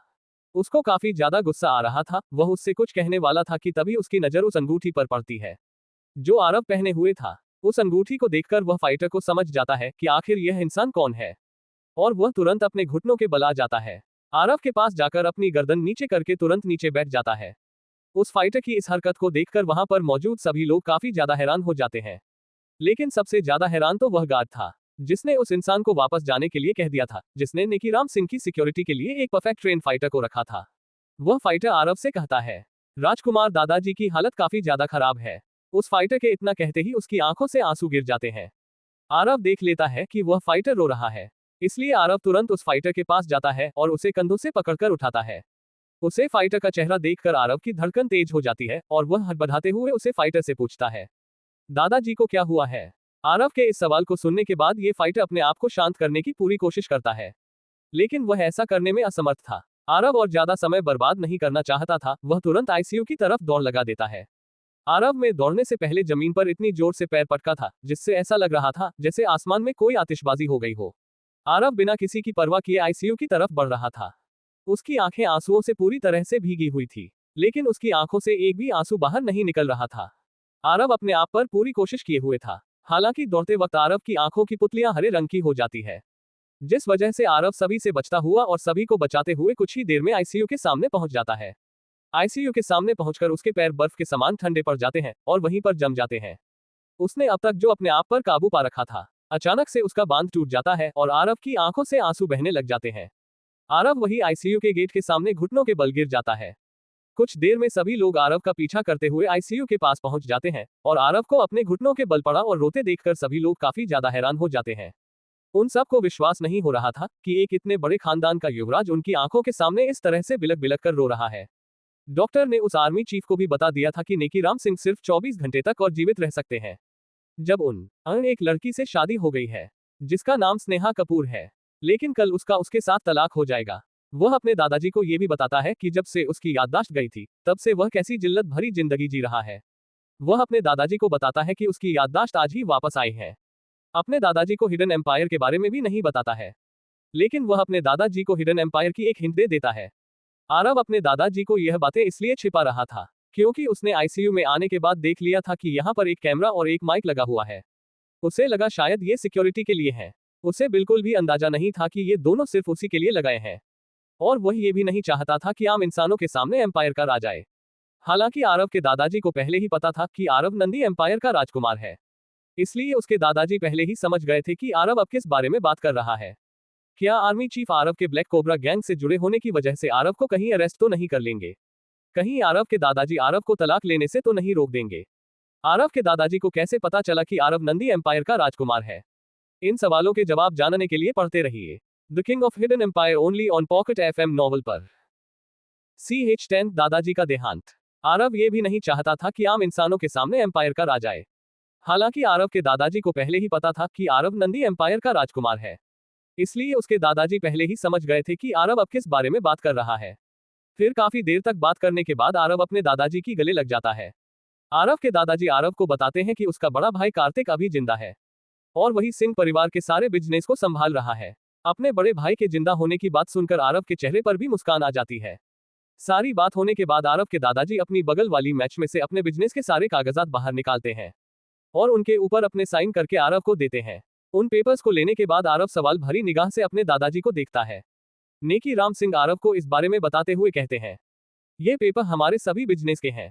इन पेपर्स में साफ साफ लिखा है कि अब तुम सिंह ग्रुप के नए चेयरमैन हो। अपने दादाजी की बात सुन आरव अपने दादाजी की तरफ हैरानी में देखता है और फिर उनसे कहता है, दादाजी मुझे पता है आप मुझसे बहुत ज्यादा प्यार करते हैं, लेकिन इसका मतलब यह नहीं है कि आप मुझे इस पूरे बिजनेस का चेयरमैन बना दे। इतने सालों से इस बिजनेस को भैया ही चला रहे हैं, तो भैया ही इसके चेयरमैन होने चाहिए। भैया को बिजनेस के बारे में मुझसे ज्यादा नॉलेज है। आरव के दादाजी नेकी राम सिंह आरव की बात सुन हल्का सा मुस्कुराते हैं और फिर मुस्कुराते हुए ही आरव से कहते हैं, मुझे पता है कार्तिक काफी ज्यादा टैलेंटेड है और वह इतने सालों से इस बिजनेस को अच्छी तरह से चला रहा है। मुझे कार्तिक पर 0% भी डाउट नहीं है कि वह हमारे बिजनेस को डुबो देगा। वह एक काबिल CEO बन सकता है, लेकिन एक चेयरमैन बनने की काबिलियत उसके अंदर नहीं है। अपने दादाजी की बात सुन आरव कुछ कहता उससे पहले ही कमरे के दरवाजे से एक आवाज आती है, आप सही कह रहे हैं दादाजी। उस आवाज को सुन आरव तुरंत कमरे के दरवाजे की तरफ देखता है तो उसे दरवाजे पर एक 29 साल का लड़का खड़ा दिखाई देता है। उस लड़के ने काफी सिंपल कपड़े पहने हुए थे। उसने एक नीले रंग की फुल स्लीव टी शर्ट और नीले रंग का लोवर पहना हुआ था और उस लड़के के बगल में एक खूबसूरत लड़की भी खड़ी थी जिसने हरे रंग का सूट पहना हुआ था। इन दोनों को देखकर कोई भी बता सकता था कि ये दोनों आपस में पति पत्नी है। आरव इस जोड़े को पहचान नहीं पा रहा था, वहीं नेकी राम सिंह इस लड़के की आवाज सुनकर ही पहचान गए थे कि आखिर यह कौन है।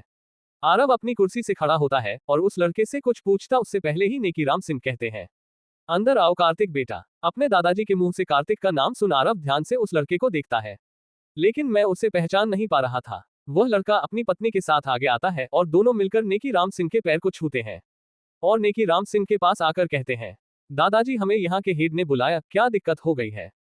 क्या आपको किसी तरह की कोई परेशानी तो नहीं हो रही है?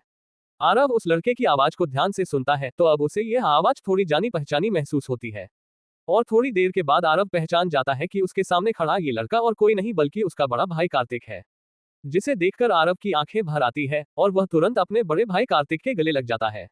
नेकी राम सिंह के मुंह से आरव का नाम सुन कार्तिक भी पहचान गया था कि है उसका छोटा भाई आरव है, इसलिए कार्तिक भी उसके गले लग जाता है। कार्तिक भी इतने सालों के बाद अपने भाई से मिलकर भावनाओं में बह गया था। इसी वजह से थोड़ी देर के लिए दोनों आपस में गले मिले रहते हैं। थोड़ी देर बाद कार्तिक आरव को हटाता है और उससे पूछता है, अब तक कहाँ था तू? जिसके जवाब में आरव कहता है, आप सभी के दिल में। आरव की इस बात को सुनकर कार्तिक के चेहरे पर मुस्कान आ जाती है, लेकिन कार्तिक समझ जाता है कि आरव इस बारे में बात नहीं करना चाहता, इसलिए कार्तिक भी आरव को ज्यादा फोर्स नहीं करता। अपने दोनों पोतों का ऐसा मिलन देखकर नेकी राम सिंह खुश हो जाते हैं। इन दोनों को देखकर ऐसा लग रहा था जैसे भरत और राम का मिलन हो रहा है। नेकी राम सिंह इन दोनों को देख ही रहे होते हैं कि तभी उनकी तबीयत बिगड़ने लग जाती है और वह जोर जोर से खांसने लग जाते हैं। अचानक से अपने दादाजी की तबीयत खराब देखकर वे दोनों अपने दादाजी के पास जाते हैं और उनसे पूछते हैं, दादाजी क्या हुआ? दादाजी बोलिए ना क्या हुआ? अब तक दो बिछड़े हुए भाई मिलकर काफी ज्यादा खुश हो रहे थे कि अपने दादाजी की तबीयत खराब होता देखकर काफी टेंशन हो गई थी। एक कमरे में बैठा डॉक्टर जो आरव और नेकी राम सिंह की वीडियो देख रहा था, वह नेकी राम सिंह की ऐसी हालत को देखकर तुरंत दरवाजा खोलते हुए हड़बड़ाते हुए नेकी राम सिंह के कमरे की तरफ दौड़ते हैं। उस डॉक्टर के साथ साथ उस कमरे में बैठे बाकी के लोग भी तुरंत उस तरफ दौड़ते हैं। वही कमरे में नेकी राम सिंह जोर जोर से सांसें ले रहे थे और जतिन उनका हाथ मसल रहा था। तभी नेकी राम अपनी बुढ़ी और दर्द भरी आवाज में कहते हैं, कार्तिक मैंने तुम्हारे छोटे भाई को बिजनेस का चेयरमैन बनाया, क्या तुम्हें इससे कोई दिक्कत है क्या? जिस पर कार्तिक हड़बड़ाते हुए कहता है, नहीं नहीं दादाजी। फिर नेकी राम सिंह हिम्मत करते हुए अपने बूढ़े शरीर को ऊपर उठाते हैं और कार्तिक के कान में कुछ बताने लग जाते हैं। अपने दादाजी की बात सुन कार्तिक के चेहरे पर हैरानी और संतुष्टि का भाव दोनों थे। कार्तिक को बताने के बाद नेकी राम सिंह आरव को अपनी तरफ आने का इशारा करते हैं। आरव जैसे ही अपने दादाजी नेकी राम सिंह के पास जाकर अपने कान को उनकी तरफ करता है, तभी सभी डॉक्टर वहां पर आ जाते हैं और सभी को बाहर जाने के लिए कहते हैं।